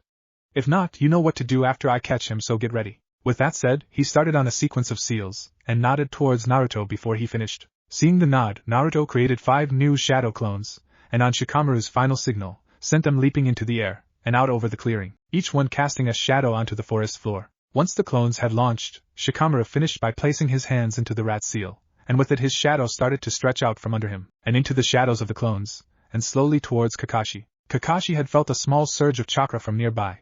At first he attributed it to his own team. It wasn't until he noticed a figure falling towards him from the sky that he realized how wrong he was. The clones had each managed to launch off the one before it, causing them to stagger the distance, and allow Shikamaru to stretch his shadow further along the ground. The final one had reached the apex of its jump and was now heading down towards its target. It could only smile as the man looked up at it, shock barely concealed behind his mask. Kakashi was about to raise an arm to block the blow from the blonde bomb, and that was when he realized something was very wrong. As he tried to move his arm up, he could faintly hear a voice speaking and stating Kage main no jutsu, a success, and then panic started to set in, because coming towards him was a rapidly spinning mass of a Kimichi Fury. The blonde that was coming towards him was forgotten, though he was surprised when it vanished in a plume of smoke. He would have pondered more on this if it wasn't for Choji bearing down on him. He was about to give off a surge of chakra in hopes of breaking free of the jutsu, but then 4 other blondes clung onto him, and held him tightly, offering him very little freedom of movement. Choji was oblivious to what was going on in the outside world, and he was focused on knocking his sensei down to get a bell. He could sense that the man wasn't moving, and there were several other chakra signatures near him, but he left that out to the side for another time. He neared the mass of bodies, and was just about to hit when Shikamaru let his jutsu go, and allowed Choji to plow into the silver-haired man and the blonde clones, sending the clones up in clouds of smoke. Choji stopped his Nikuden Sasha meat tank, and turned to see if his sensei was still there. To his surprise, and the surprise of the party crashers, only a log was left residing inside of the path of Choji. Seeing this, all parties concerned started to look around in search of their prey. Naruto and group left their hiding place in search of another, with Hinata leading the way, Byakugan flaring. Shikamaru was in the middle of the group, with Naruto bringing up the rear guard. They were nearly to a new location when Naruto grabbed both Shikamaru and Hinata to toss them to the side. Just as they jumped off of the small trail, Kakashi came bursting forth from the earth, Sharingan eye revealed, and spinning with his fury. Hinata could see him quickly withdraw a kunai, and watched as he started to bring it down towards Naruto's exposed chest, and fear started to bubble up inside of her as he remembered the events of 2 nights ago. But just as he did that night, Naruto's arm was covered by light, and was encased in armor. It was just in time as Kakashi's kunai came crashing into it, and was splintered apart like a piece of driftwood. Not taking the chance to be stunned, Kakashi jumped away from his opponent, and started to assess his situation. While he was doing this, Hinata let out a breath she didn't think she was holding, happy that her crush was able to call upon the power of his birth once again. Shikamaru lay there on the ground stunned at what had just happened. Never before had he seen such an event. The ground around him had exploded into fragments of light, then formed on Naruto's arm, and giving him a strange appendage to block that blow with. Could this be what he was working on? If so, then only one word describes it: amazing. Naruto flexed his right arm, and smiled towards Kakashi. Not so useless, is it? It works as a great blocker for pesky kunai, and I can call it forth pretty quickly now that I know how to activate it. Again thanks Sataki-san. But now you can see the rest of the power held within this arm. My Kaigara Dangan, shell bullet. Hinata started to smile, as she had seen a sample of its power, but never anything after that first fin. Shikamaru could only wonder what else would change about this former loud mouth. Anko could only smile sadistically at the turn of events. She had never thought she would see anything like this again. She had only seen something like this once before, and that was nearly 14 years ago. Now she was going to see something very similar to that, and couldn't be more pleased with being able to teach the owner. Kanami-ka-chan, could this be the son of you and Arashi Oto-san? It would have to be. Oto-san had a power very similar, and Naruto-kun looks just like the pictures you used to show me of him. If only I had known sooner, I could have been there for him. Kakashi had that same feeling as he did yesterday. He was starting to sweat down his back, and could hardly figure out why he was afraid of this boy. True, he had the QB sealed within him, but surely that wasn't enough to be worried about, could it? No, it was that arm, the power it seemed to exude. He could feel the power pulsing off of the arm, even if his Sharingan showed now chakra leaking from it. Shikamaru, Hinata-chan, you guys okay? Asked Naruto as he positioned the arm in front of him. Yeah, Naruto, though you have some explaining to do about your Kaigara Dangan, answered Shikamaru. Yes, Naruto-kun, I'm fine. Thank you for pushing us out of the way, answered Hinata. What can I say, Shikamaru, other than it's my family legacy, a new Kekii Genkai. I wasn't planning on showing it yet, but this jerk made me. Shikamaru only nodded, but still dumbstruck at the turn of events. He was mentally searching the files of his brain for mention of anything similar to this in all of the scrolls he had read and memorized in his life. Sadly, he was coming up empty. Very nice name, but I don't see why you would give it such a name. It hardly suits it after all, replied Kakashi, trying to stall and figure out something to do against this unknown weapon. That's the beauty of it, because after doing my laundry yesterday, this caused Kakashi to develop a large sweat drop on the back of his head, Hinata to stifle her giggling, Shikamaru to face plant, and Anko to laugh merrily in her mind. I read up on my Kekkei Genkai, and found out how to use it. It all stems from the activation, and what triggers to activation. For me to activate mine, I need to be angry, not really, but once the initial activation I can bypass that by thought. But to use the special powers, I still have to focus on one thing, and anger helped to do that for me. Plus, this arm can do a lot of cool things, watch, shouted Naruto as he started to raise his arm above his head. They all watched as he brought his fist crashing down into the earth, and with that he was propelled up into the air, higher than any of them could see through the canopy of the dense Konoha forest. Hinata activated her clan's legacy and focused up in the air, and started to regret doing so as she saw Naruto start to descend back towards the ground. They continued to watch, and were surprised to hear the voice of the blonde shout out, Shigeki no Fa Pseudo Dangon, shocking first bullet. Everyone could feel the burst of chakra once that was yelled out.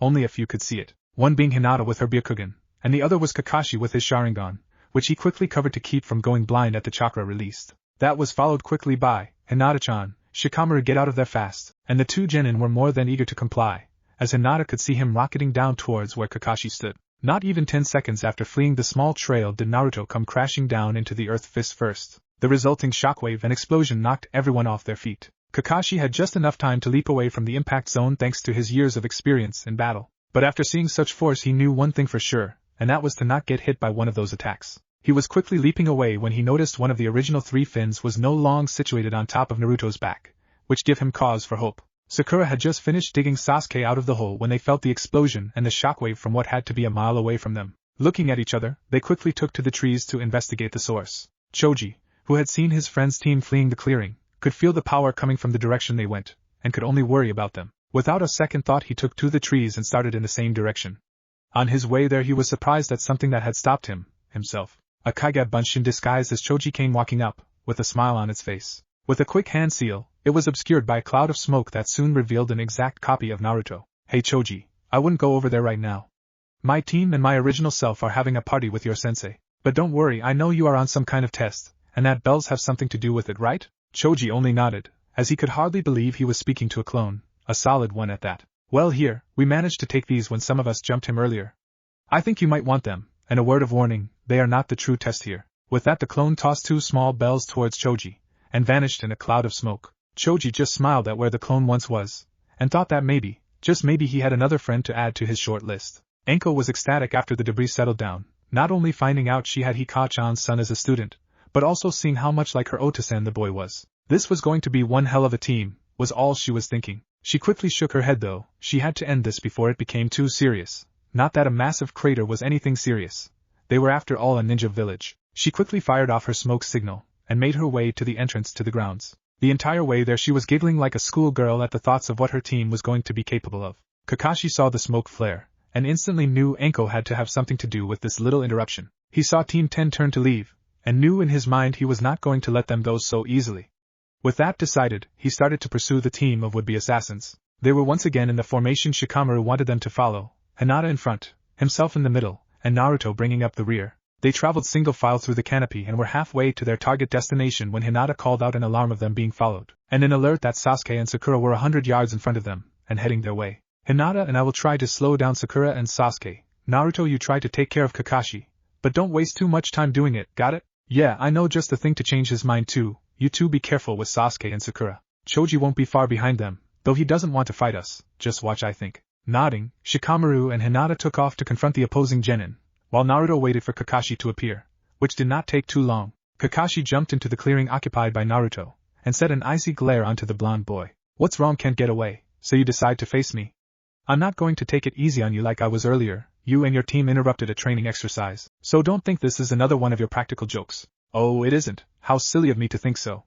Listen, bastard, I'm only here so my team can handle the other 2 members of your team heading this way. They figured I'd have the best chance of slowing you down, which they seemed to be right. Kakashi had to bite back his growl of frustration with the new would-be assassins. Not to mention that I still have a score to settle with you, son of Konoha no Shiroi Kiba, Konoha's white fan. With that final phrase said, Naruto charged towards Kakashi, armored arm in the lead. Kakashi snapped out of his temporary shock as the boy let loose his war cry, and charged at him. The speed of the boy was nothing like he was expecting, having taken part in several chases before. The look on Naruto's face was also new to Kakashi, as it was one of pure determination, and no longer the idiotic grin he was used to seeing. As Kakashi saw the boy charge towards him, and the wind whipping through his hair, he was once again reminded of his sensei. The clothes Naruto was wearing didn't help matters either, as it seemed to be an exact replica of his sensei's Jonin uniform. The baggy dark blue shirt with red spirals, and black pants that were bandaged around the ankles, all of it a reminder of how his late sensei had dressed. Even the kunai holster was set just like him.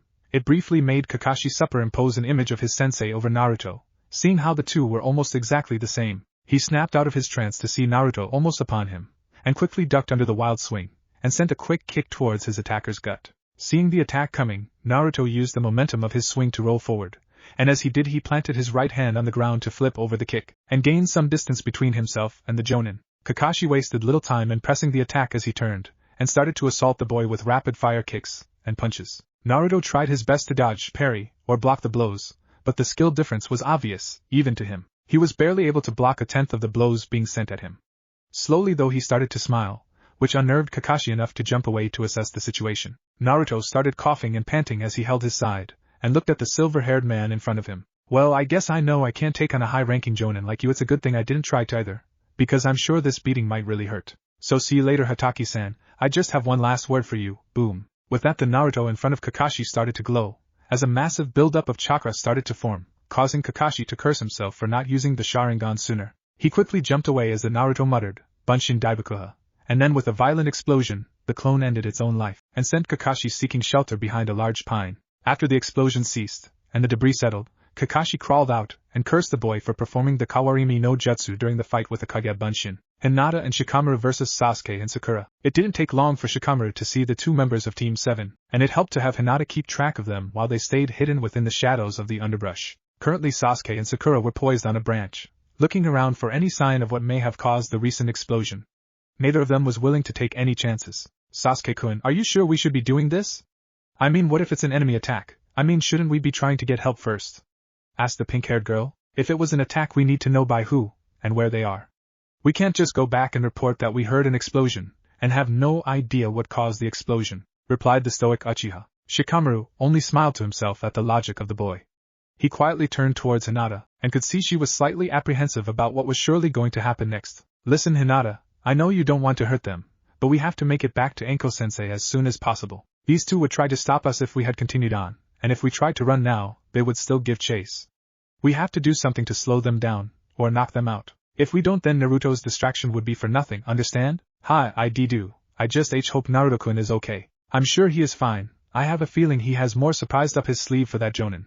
And you may know more about them than you let on, stated Shikamaru slyly to the girl, causing her to blush a tint of pink. Enough of that though, I'll try to catch them in my Kage-main no Jutsu, and you try to knock them out with Juken strikes, alright? Hinata hesitantly nodded her head, and awaited the signal of the unofficial team leader. Shikamaru went through the signs for the Jutsu, and seconds later his shadow flew out from the underbrush, then up and around the tree occupied by the members of Team 7. Once it made it to the branch, it latched onto the shadow of Sasuke, and reached for Sakura's own, only to fall short. Cursing himself, he nodded for Hinata to make her move on Sakura, while he handled the Uchiha. Sakura was just jumped from the tree in order to continue her search, and looked back to check on why her crush hadn't followed. She was surprised to see a black pool underneath him, which wrapped around the branch, then the trunk of the tree, and lead down to thick underbrush. She could see Sasuke's muscles flinching as he tried to move, but failed to do so, only confirming her guess at what had happened. Kage-main no Jutsu, one of the most basic of Nara family techniques used to restrain a target. Once they have the target restrained, they can cause the target to mimic the user.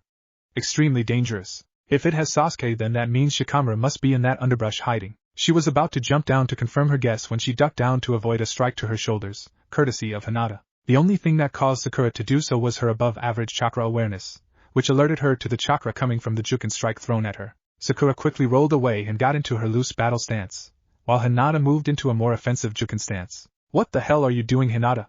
I don't know if Naruto talked you guys into helping him with some prank, but you might be better off stopping now. You know you can't beat me, you never have in the academy, so just stop and maybe I'll take it easy on you, claimed Sakura as she pulled a kunai from her holster. Hinata started to tremble a little at the reminder of her skills during the academy days, when she didn't believe in herself, and felt more like a burden than anything else. Seeing this caused Sakura to smirk, knowing she had broken the girl's resolve so easily. She slowly walked towards the indigo-haired girl, hoping to simply send the girl to the forest floor with a single punch. Hinata started to remember her time in the academy, and the looks given to her by her very own family, looks of disgust and hate, looks that were very similar to one other person she knew, Naruto. With that name popping up in her head, she saw his fight with Mizuki, and remembered how she had run to try to help him and Iruka. She then remembered the kind words Naruto spoke to her inside of the Hokage's office, how she was strong, and deserved to be a genin as much as anyone else did. Then she saw him on his knees crying as he found out about the burden his own father had placed on him. Most of all, she remembered how he was able to live with the burden, even when he did not know about. How he never let anything hold him down, no matter what the situation may be. I will be strong. I must be strong for Naruto-kun and Shikamaru-kun, as well as Anko-sensei. I will not be a burden to them. With those thoughts she quickly snapped out of her daze, and saw Sakura raising a fist, getting ready to deal what she assumed would be the final, and only blow of the fight. Hinata quickly spun around and parried the punch sent at her by Sakura, causing the pink-haired girl to follow her punch, and stumble along the branch to regain her balance. She quickly followed up Sakura's blow with a small finger strike to Sakura's left shoulder, sending in a small pulse of chakra to the tenketsu located there. She was pleased to see the girl slump on that side, and quickly dodge a wild blow sent at her by Sakura's right foot in the form of a mule kick. Sakura missed with the kick, and quickly spun around, putting the force of the spin into a right hook, hopping to connect with the Hyuda's porcelain-like face. She was shocked when Hinata brought her own right hand up, and gently nudged Sakura's blow to the side, causing her to barely miss with her intended target. After the parry, Hinata brought her left hand forward, middle and index finger a pale blue, as she hit Sakura's shoulder with another strike, closing off that tenketsu as well, causing the pink-haired girl to stumble backwards against the trunk of the tree. Hinata quickly followed with a palm strike to the head of Sakura, causing her head to hit against the trunk, and make the girl slump down from the impact. Hinata quickly checked to be sure she was fine, and was relieved to see that she was only knocked out, with no serious injury sustained. After making sure Sakura was restrained, she turned to check on Shikamaru, and was amused to see Sasuke was knocked out as well, and secured to the trunk of his own tree. Shikamaru's fight with Sasuke was rather one-sided, since he managed to catch the Uchiha by surprise. Once Hinata had moved off to confront Sakura, Shikamaru stood up, and moved to where Sasuke could see him. The rage in the boy's eyes only amused Shikamaru even more, and took away any guilt he might have been feeling before. Sasuke, I don't know what your problem is, but you really should pay more attention to your surroundings. Crashing through the trees like a wild boar, then standing close to the trunk of a tree, when you have no idea what kind of enemy you face. You only helped me in disabling you, watch and see how. With that, Shikamaru threw himself backwards, head first. Sasuke copied to movement due to the jutsu, and hit head first against the tree of the trunk, effectively knocking him out. With a small sigh of relief, Shikamaru jumped into the tree and started to tie the boy to the tree. Once done, he turned to observe Hinata's fight, and was glad to see the girl overcome her confidence problems to win her first fight against one of the top kunoichi of their year.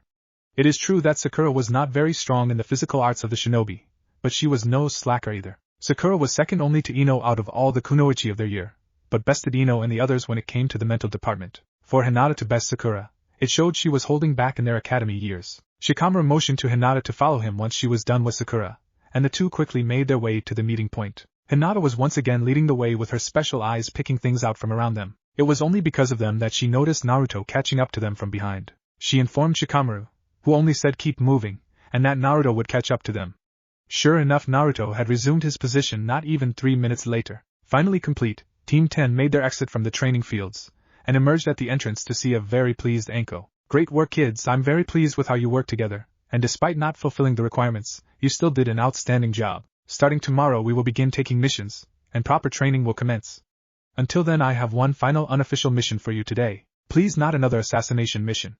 Groaned Shikamaru. Out of the 3 members of the team, he seemed to be the only one who was running low on chakra, and was really starting to hate the energy that Naruto and Anko seemed to be exuding. Ah, come on Shikamaru, you know you had fun knocking pretty boy out back there. Voiced Naruto. He wasn't disappointed as he saw the smirk forming on Shikamaru's face. Fine, I did have fun, but I'm low on chakra already after having to restrain a Jonin, even if he wasn't trying his hardest to break free. Mumbled Shikamaru. Well then, I suppose the first order of business when we start training is chakra reserves for you. But don't worry, the mission you guys have today is not going to require too much chakra.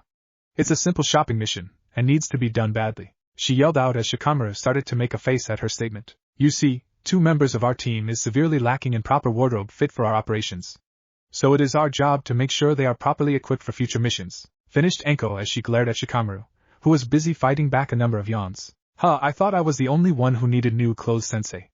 Asked Naruto, as he started to become confused, as he wondered why Shikamaru or Hinata would need new clothes. Well, I thought so too, Naruto, but Hinata can't very well expect to perform missions in her light-colored clothes. They would be fine to train in and all, but for missions, and training designed for our goal, she will need the proper clothing as well. Oh, I guess that makes sense, and also you and Hinata-chan will go shopping, and me and Shikamaru? You wish you were so lucky, kid. We will go together. After all, have to make sure the team has matching clothes and all," answered Anko with a wicked grin. Suddenly Naruto wasn't looking forward to the shopping session, nor was Hinata at the thought of having a chance to see Naruto's bare muscular chest. At the same time, she was starting to blush at the thought of what Anko might try to dress her up in. "After we are done, Shikamaru, Hinata, you two can go home. I need to have a talk with Naruto again." With those words, she started to lead them to the shopping district of Konoha. Hokage Tower. Sarutobi was pleased with the results of the day's tests of skills for the 3 main teams of this year's graduating class. Each one showed great potential, and would only require polishing and buffing out the skills and attitude of each group.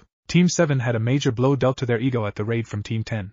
While Choji did not confront the other team directly, he wasn't surprised at the outcome of events. Choji seemed to be one of the only members of that team to know what it truly meant to be a Konoha ninja. The raid from Team 10 only served to reinforce that message, as each member of the team worked together to perform their duties and support each other. This was an obvious source of pain for Uchiha Sasuke, as he had never expected to be taken out so easily by someone whose grades matched Naruto's own. The fact his entire team was taken down so easily, as well as his Jonin sensei being distracted enough to not be able to offer help, only showed him something he had missed at first: teamwork. According to Kakashi, who was rather roughed up from several exploding clones, the only reason that Team 10 managed to take them down so easily was because of that. Team 10 worked together like a Konoha team should do, and were able to do what a single genin could not do alone. Sakura was surprised as well after hearing what had happened, and reliving her defeat at the hands of Hinata. She became aware of her poor taijutsu, and seemed to realize that perhaps Hinata was not as pathetic as she thought at first. This served to spark a fire inside of her to train harder, and become an asset to her team, and not the burden Sasuke made her out to be.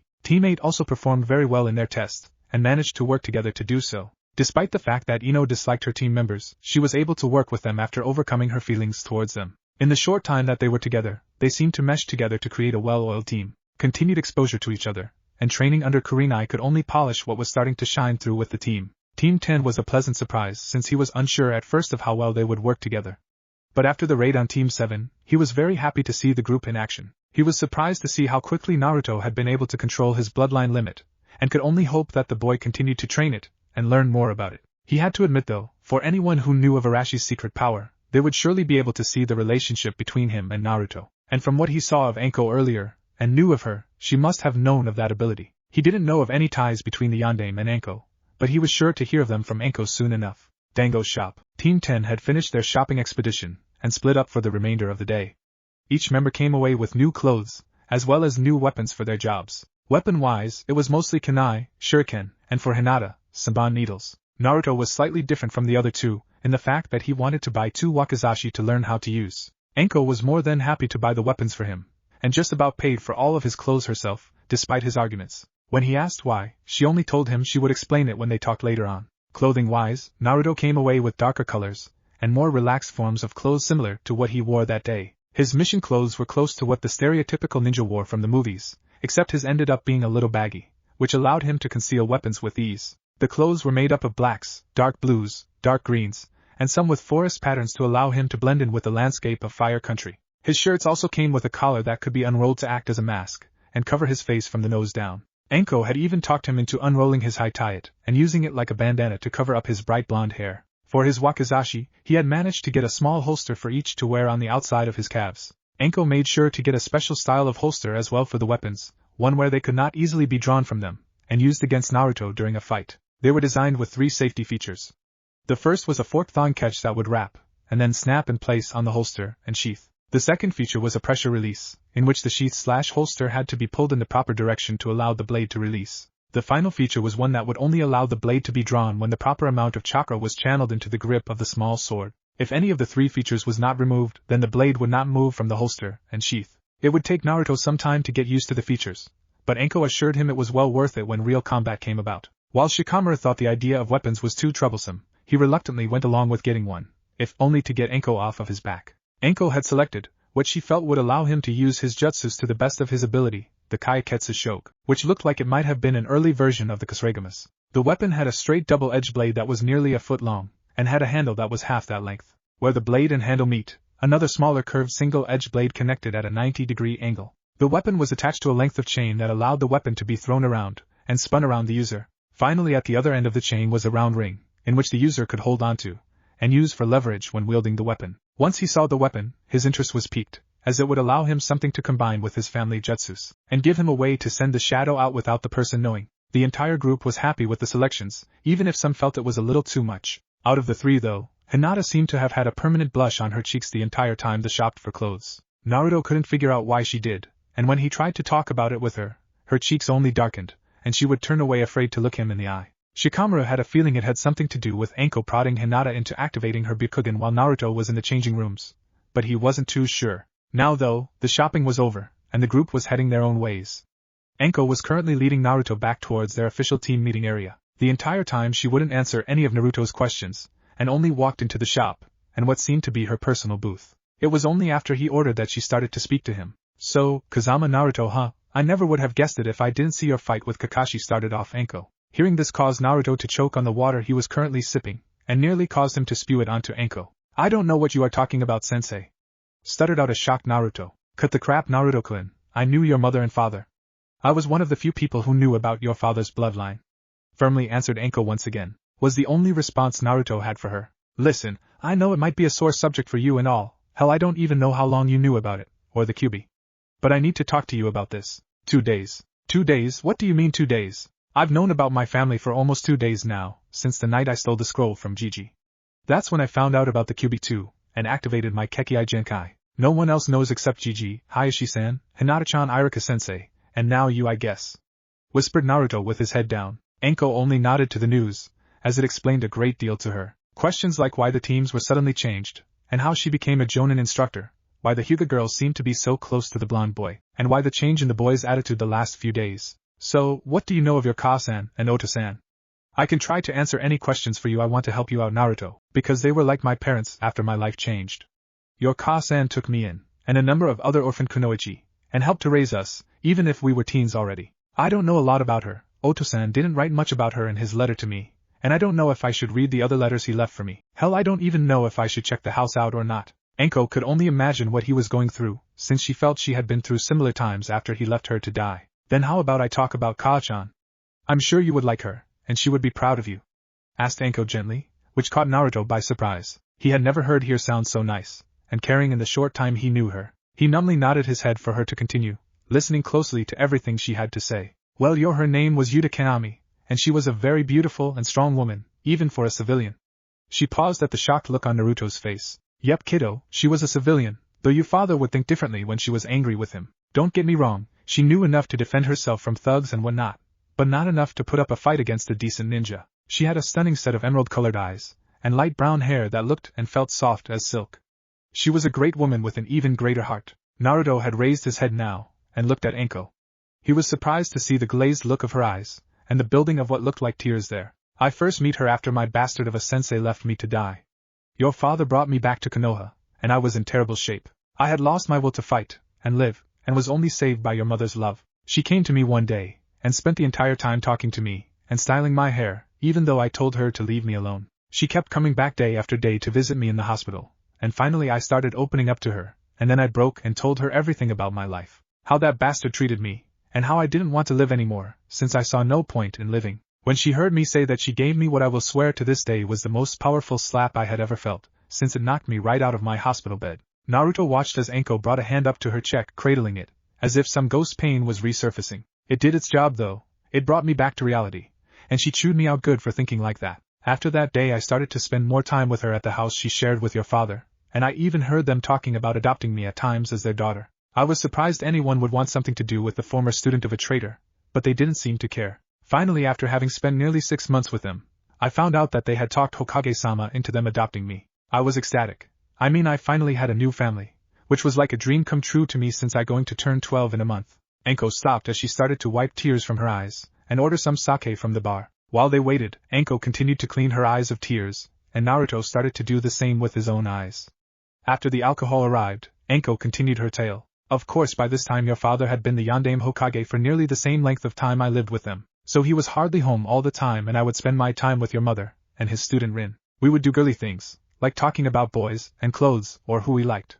She made us feel like children instead of the kunoichi we were, and we were grateful for that. It made us feel human, and Rin needed it at that time, since a member of her team had died in the recent IWA, Konoha War months ago. It was during this time that a number of things happened. The first was IWA sending a small force of ANBU to either kidnap or kill your mother. When they tried to, Rin and I were at the house with her, and we fought like wild animals trying to keep her away from them. It's kind of funny really, out of the 12 ANBU they sent, only 2 were able to get away with your mother, the rest were either dead or wishing they were. At the time we were just Jonin, so we were hardly expected to be able to take on such numbers. She cast Naruto one of her wicked smiles, and was pleased to see the boy jump from the look. After the left, we dragged ourselves to the tower, broken and bleeding to tell your father about what had happened. When we made it there, we were barely hanging on, but we were happy that we delivered the message to him. When he heard the news, I saw something I had never seen before. A strange green light started to surround your father's legs, and encase them in armor, much like your arm. I didn't know what it was at the time, but it allowed him to run faster than anything I had seen before. But to my surprise he didn't take off after your mother like I had thought he would.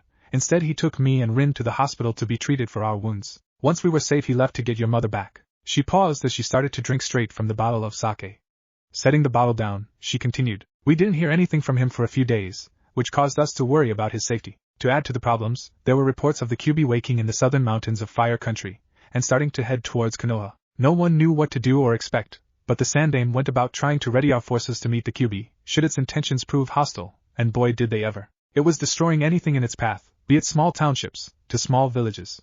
Anything that had human life in it was destroyed ruthlessly, with it sparing nothing. It was when the QB was 20 miles from Konoha that your father returned with your mother, who looked like she had seen better days. It was then that Rin and I noticed something that we didn't see before, her large belly, which showed how pregnant she was. From there I'm sure you can guess what happened. The day he returned was only the 5th of October, and we managed to hold the QB off for 5 days. Your mother was in labor with you those entire 5 days, and it's a miracle that you survived. I was told though that both of you had passed away early on the 5th day, and with Rin we charged the QB hoping for some amount of revenge.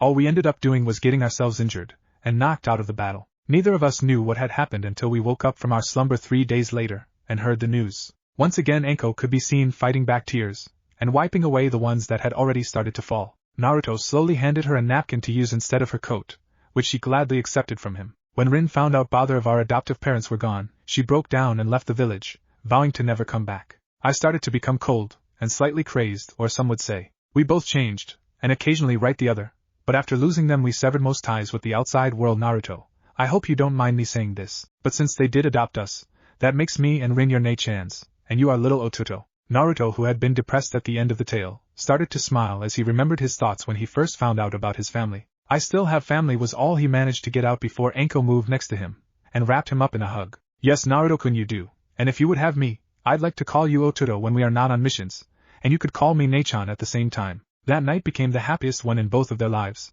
and one that allowed both to move on with the lives they didn't think they would be able to live. 5 weeks later, over the past 5 weeks, all of the rookie genin teams were busy completing D-rank missions, one after another, and training their hearts out when not doing missions. The team to blame for the other two training like crazy was Anko's Team 10. After the first raid on Team 7, Anko would have the team assault one of the other two teams, testing them, and probing into their skills. This of course was an outrage to Kakashi, but amusement, and a challenge by Kurenai and Team 8, who was more than willing to take on Anko's Team 10. Both teams enjoyed bouts of good-natured fun, and would often be seen training together, when not fighting one another. Kakashi did not like the idea of his training time being interrupted by Anko's antics, but with the Sandame agreeing it was perfect training for Team 10's goals, he let it go. In the end Kakashi was glad to see the random assault from Team 10, it allowed his team to train seemingly real-life combat situations, and allowed them to learn how to handle ambushes. It also pushed the members of his team to new heights, with a rivalry forming between Sasuke and Naruto, and one between Hinata and Sakura. From Team 7, Choji was often seen during his free time with the members of Team 10, either training, enjoying time with them in mindless preteen fun, cloud watching, or watching Naruto get beat by Shikamaru in an assortment of board games. He enjoyed seeing how Team 10 interacted, almost like a small family, and made him wish his team was always like that. Team 7 did change from the first time they worked together, but there was an occasional bout of hatred directed at him from his fellow team members. That is what drove him to join Shikamaru and his team. He tried to work hand in hand with Sakura and Sasuke, but there were times when accidents beyond anyone's control would occur, and the two would blame him and his size. Anko had also once sent her team on what she felt was a suicide mission against Team 9 of the previous year, during the second week of the team's existence, as a gauge for her team's abilities. She was able to see just what they needed to work on: speed. The members of Team 9 were a great deal faster than her own team, and that turned out to be the deciding factor in the bout between the two. The only thing that allowed for her team to retreat without being harassed was a massive Tajukage Bunshin no Jutsu by Naruto. From the day when she had her team working with weights, which she found out from Mato Guy, was the best way to increase the speed of the genin. Currently Team 10 was in the process of completing what they hoped, at least Naruto and Shikamaru, would be the last D-rank mission of their genin days. This mission itself was one that Naruto hated with all his heart, finding and returning the cat of the daimyo's wife. The reason he hated the mission was simple: the animal would claw his face, arms, and anything else within reach like there was no tomorrow. But when it was with Hinata, it hardly did anything but cuddle up to the Hyuga. Naruto, Shikamaru, as well as Anko would have wished for nothing more than to skin the cat alive. The only thing saving it was the sad eyes of Hinata when they mentioned it. "Tell me again why we accepted this stupid mission, again," spoke Naruto into a throat-mounted microphone. "It's simple, Naruto, this is training for our future jobs. While we can't kill the damn wildcat, and we can still practice stealth and ambush tactics on it. Shika-kun, Naruto-kun, please don't be so mean to Tori-chan. He is just afraid of you too. You should try to be nicer to him. I'm starting to hate you coming out of your shell more, Hinata-chan. But I suppose you are right, since if we killed the thing we would fail our mission." "Naruto-kun!" shouted Hinata into the headset, causing Naruto to pull the earpiece away from his head. "Joking, Hinata-chan. I would never do such a thing to the poor cat, not when I can complete the mission and return it to its loving owner." Team 10 was greeted with what sounded like a pout from the Hyuga, which only caused the other three members to laugh. "Well, I have it trapped in my cage main, so Hinata, you want to come and get it?" "I'll be there shortly, Shika-kun," was the terse reply from the girl. After several minutes, Naruto could hear a mission completed come over the radio, and started to head towards the pre-planned meeting point. From there the group went towards the tower to hand in the rogue cat, which seemed to be begging Hinata with its eyes to not let it go. But with reluctance, the girl had to let the cuddly feline go to return to its proper owner, who promptly brought it to her chest, and started to squeeze it tightly, causing the animal's eyes to bulge out. "That's what the stupid thing gets, though I can't blame it for running away. Maybe if it was nicer we would let it go," mumbled Naruto towards Shikamaru, and receiving a nod of agreement. Team 10, done already, I see." "Very good, but I am sad to say we are all out of missions for you today, so you will have to return tomorrow for your next one," spoke up the Hokage from behind the desk he used for assigning out missions. This caused Naruto to groan, as he wanted to finally do a C-rank mission. But with the Hokage already dismissing them, it meant they would not get any kind of mission today. "Hey Gigi, could we get a C-rank mission tomorrow? We did the proper number of D-rank, so we should be able to qualify. Besides, you already sent Team 7 3 days ago," complained the blonde. "I suppose, Naruto, but only if we have one within your team's level of skill. So don't get your hopes up too." He was interrupted by the sound of the side doors being thrown open, and a worried Iruka coming into the room, panic evident on his face. "Hokage-sama, we have a problem. The mission we sent Team 7 on has just changed to at least a low med-A rank mission," shouted Iruka as he hurried over to the desk of the Hokage. He quickly handed the scroll in his hands over to the Hokage, and waited for the man's decision. Sarutobi quickly read over the scroll, a scowl crossing his face as he neared finishing it. Finally done, he set it down in front of him, and set his eyes on the members of Team 10. "Team 10, I am hereby giving you a high-level A-rank mission. Your mission is to go to the country of waves, and eliminated the person known only as Gato. He is the head of the Gato Shipping Company, and has hired several new genin from Kiri to assassinate the bridge builder that Team 7 was hired to protect. You are to pack up and leave immediately. This will be your first assassination mission as Team 10. To fail could mean the destruction of the country of waves economy, and the death of fellow Konohamaru. Dismissed." With that final order, Team 10 left to their respective homes to grab prepared packs, and make minor changes to what was stored in them. This was something Anko had taught them, as most of their missions would have a sensitive deadline for completion. "Hokage-sama, are you sure they can handle a mission like this? After all, we normally send ANBU or high-level Jonin," asked Iruka, who was more than a little worried for all 6 of his pupils involved. "This is what Anko has trained them for, Iruka, and I think it is time to see the fruits of that labor. She will be with them throughout the mission should anything go wrong. I just hope they can strike before any more trouble befalls Team 7, answered the Hokage, as he started to wonder if what he had done was the right thing. Hyuga compound. As soon as they were dismissed, Hinata started straight for her home. She had her mission bag packed, and with it were her mission clothes. The only thing she would have to do is quickly change into them, and let her father know she was leaving. She managed to make it to the compound in record time, and quickly rushed into the dojo, where she knew her father and sister would be sparring. She could already hear the sounds of her father instructing Hanabi, and she wasn't even at the door yet. Not too long after she heard them, she could finally see them. Walking up, she quickly bowed to her father and sister. "Hinata? I thought you would be training with your friends. If I had known you would finish up early, I would have worked you into this session. I'm sorry, Ocho-san, but I'm not here for training. My team just received a mission, our first A-rank mission. I wish I could say more, but the only thing I believe I can tell you is that we will be going to Wave Country. I'm not sure how long we will be gone, but it is a very important mission," quickly claimed Hinata, finally pausing to catch her breath. "I understand. Hanabi, would you please step outside? I wish to speak to your sister in private. We won't be long. Hanabi bowed to her father, and cast a quick glance at her sister before exiting the room. Hinata didn't miss the glare that was hidden in the parting look from her sister, and visibly frowned. Hinata, she quickly turned away from the door, and looked at her father once again. Hinata, don't let Hanabi's actions worry you. I feel it is my fault for how she has turned out, and I can only hope she will change, just as you have. Perhaps when you return, you can bring your team over for dinner. I'm sure Naruto could lighten the mood some. He smiled inwardly as he saw his daughter blushing. She has changed so much, and yet she is still the same person deep down inside. I wouldn't have it any other way, I suppose, thought Hayashi as he silently laughed at his daughter. Now I understand you have to meet your team soon, so let me finish what I wish to say. Why yes, Otes-san, mumbled Hinata. She quickly gave herself a few mental slaps for stuttering again after doing so well in the previous weeks. I know you must have felt neglected, Hinata, and for that I am sorry. I did not act like the father that I should have, and turned a blind eye to your needs. But despite all of this, you have still made me proud with your actions over the last few weeks. You have given hope to a person who has had little light in his life, and gave him a reason to live. By doing that you have made me proud, and yet I am ashamed as well. I had nothing to do with raising you the last few years, and did not see the type of person you have grown up to be. I wish I could claim I was part of what you have done, but I am afraid it would be a lie, one which I hope to fix in the coming years of our life. I have but one final thing to say before you leave. I understand the type of mission your team is likely to be going out on, and I wish for you to know that no matter what, you have made me proud to be your father. When you return home, if you need to speak of the mission, or confide in someone, know that my door will always be open to you, my Shiraheim. As he said the last line, Hayashi stepped forward and wrapped his daughter in a hug, something that had been missing from her life the last few years. Both Hyugas could feel the tears of the other, as they embraced each other. Konoha East Gates. Anko was standing by the gates.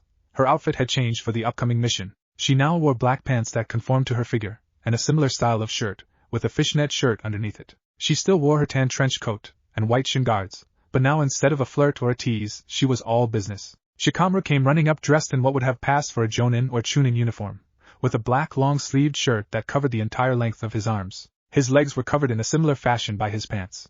He wore his high tied on his left arm, and had his kaiketsu shoge was tied to his waist, ready to be deployed at a moment's notice. Hinata and Naruto came running up together, which surprised no one except the guards at this point. Over the weeks they had trained, the two hearts started to get closer together, with Naruto confiding his inner feelings to the Hyuga, and she doing the same with the Kazama heir. Hinata was dressed in a similar fashion to Anko, with tight pants, and a holster on each leg, one for Senbon, the other for her kunai. Over the weeks her accuracy with the Senbon started to rival that of Anko, and with her Byakugan, she could send them at pressure points along the human body. Her shirt, from what one could see, was dark blue, and did not hug her figure as Anko's own did, but still left little to the imagination of those who had seen it. But due to her modesty, she still covered her body up with a baggy dark blue jacket, which went just past her waist, and preserved her modesty, for her father's benefit.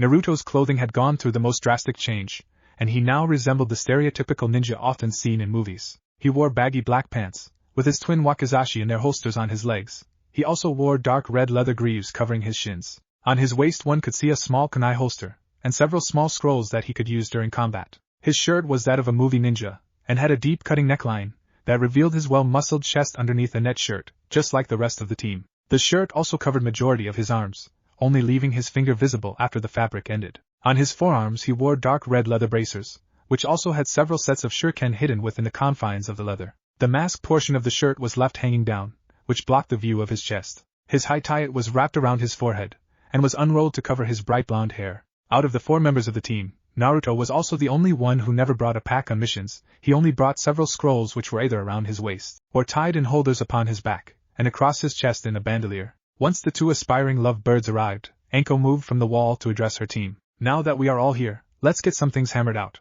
This is not training anymore, but the real deal, so do not hesitate to kill any enemies we come across.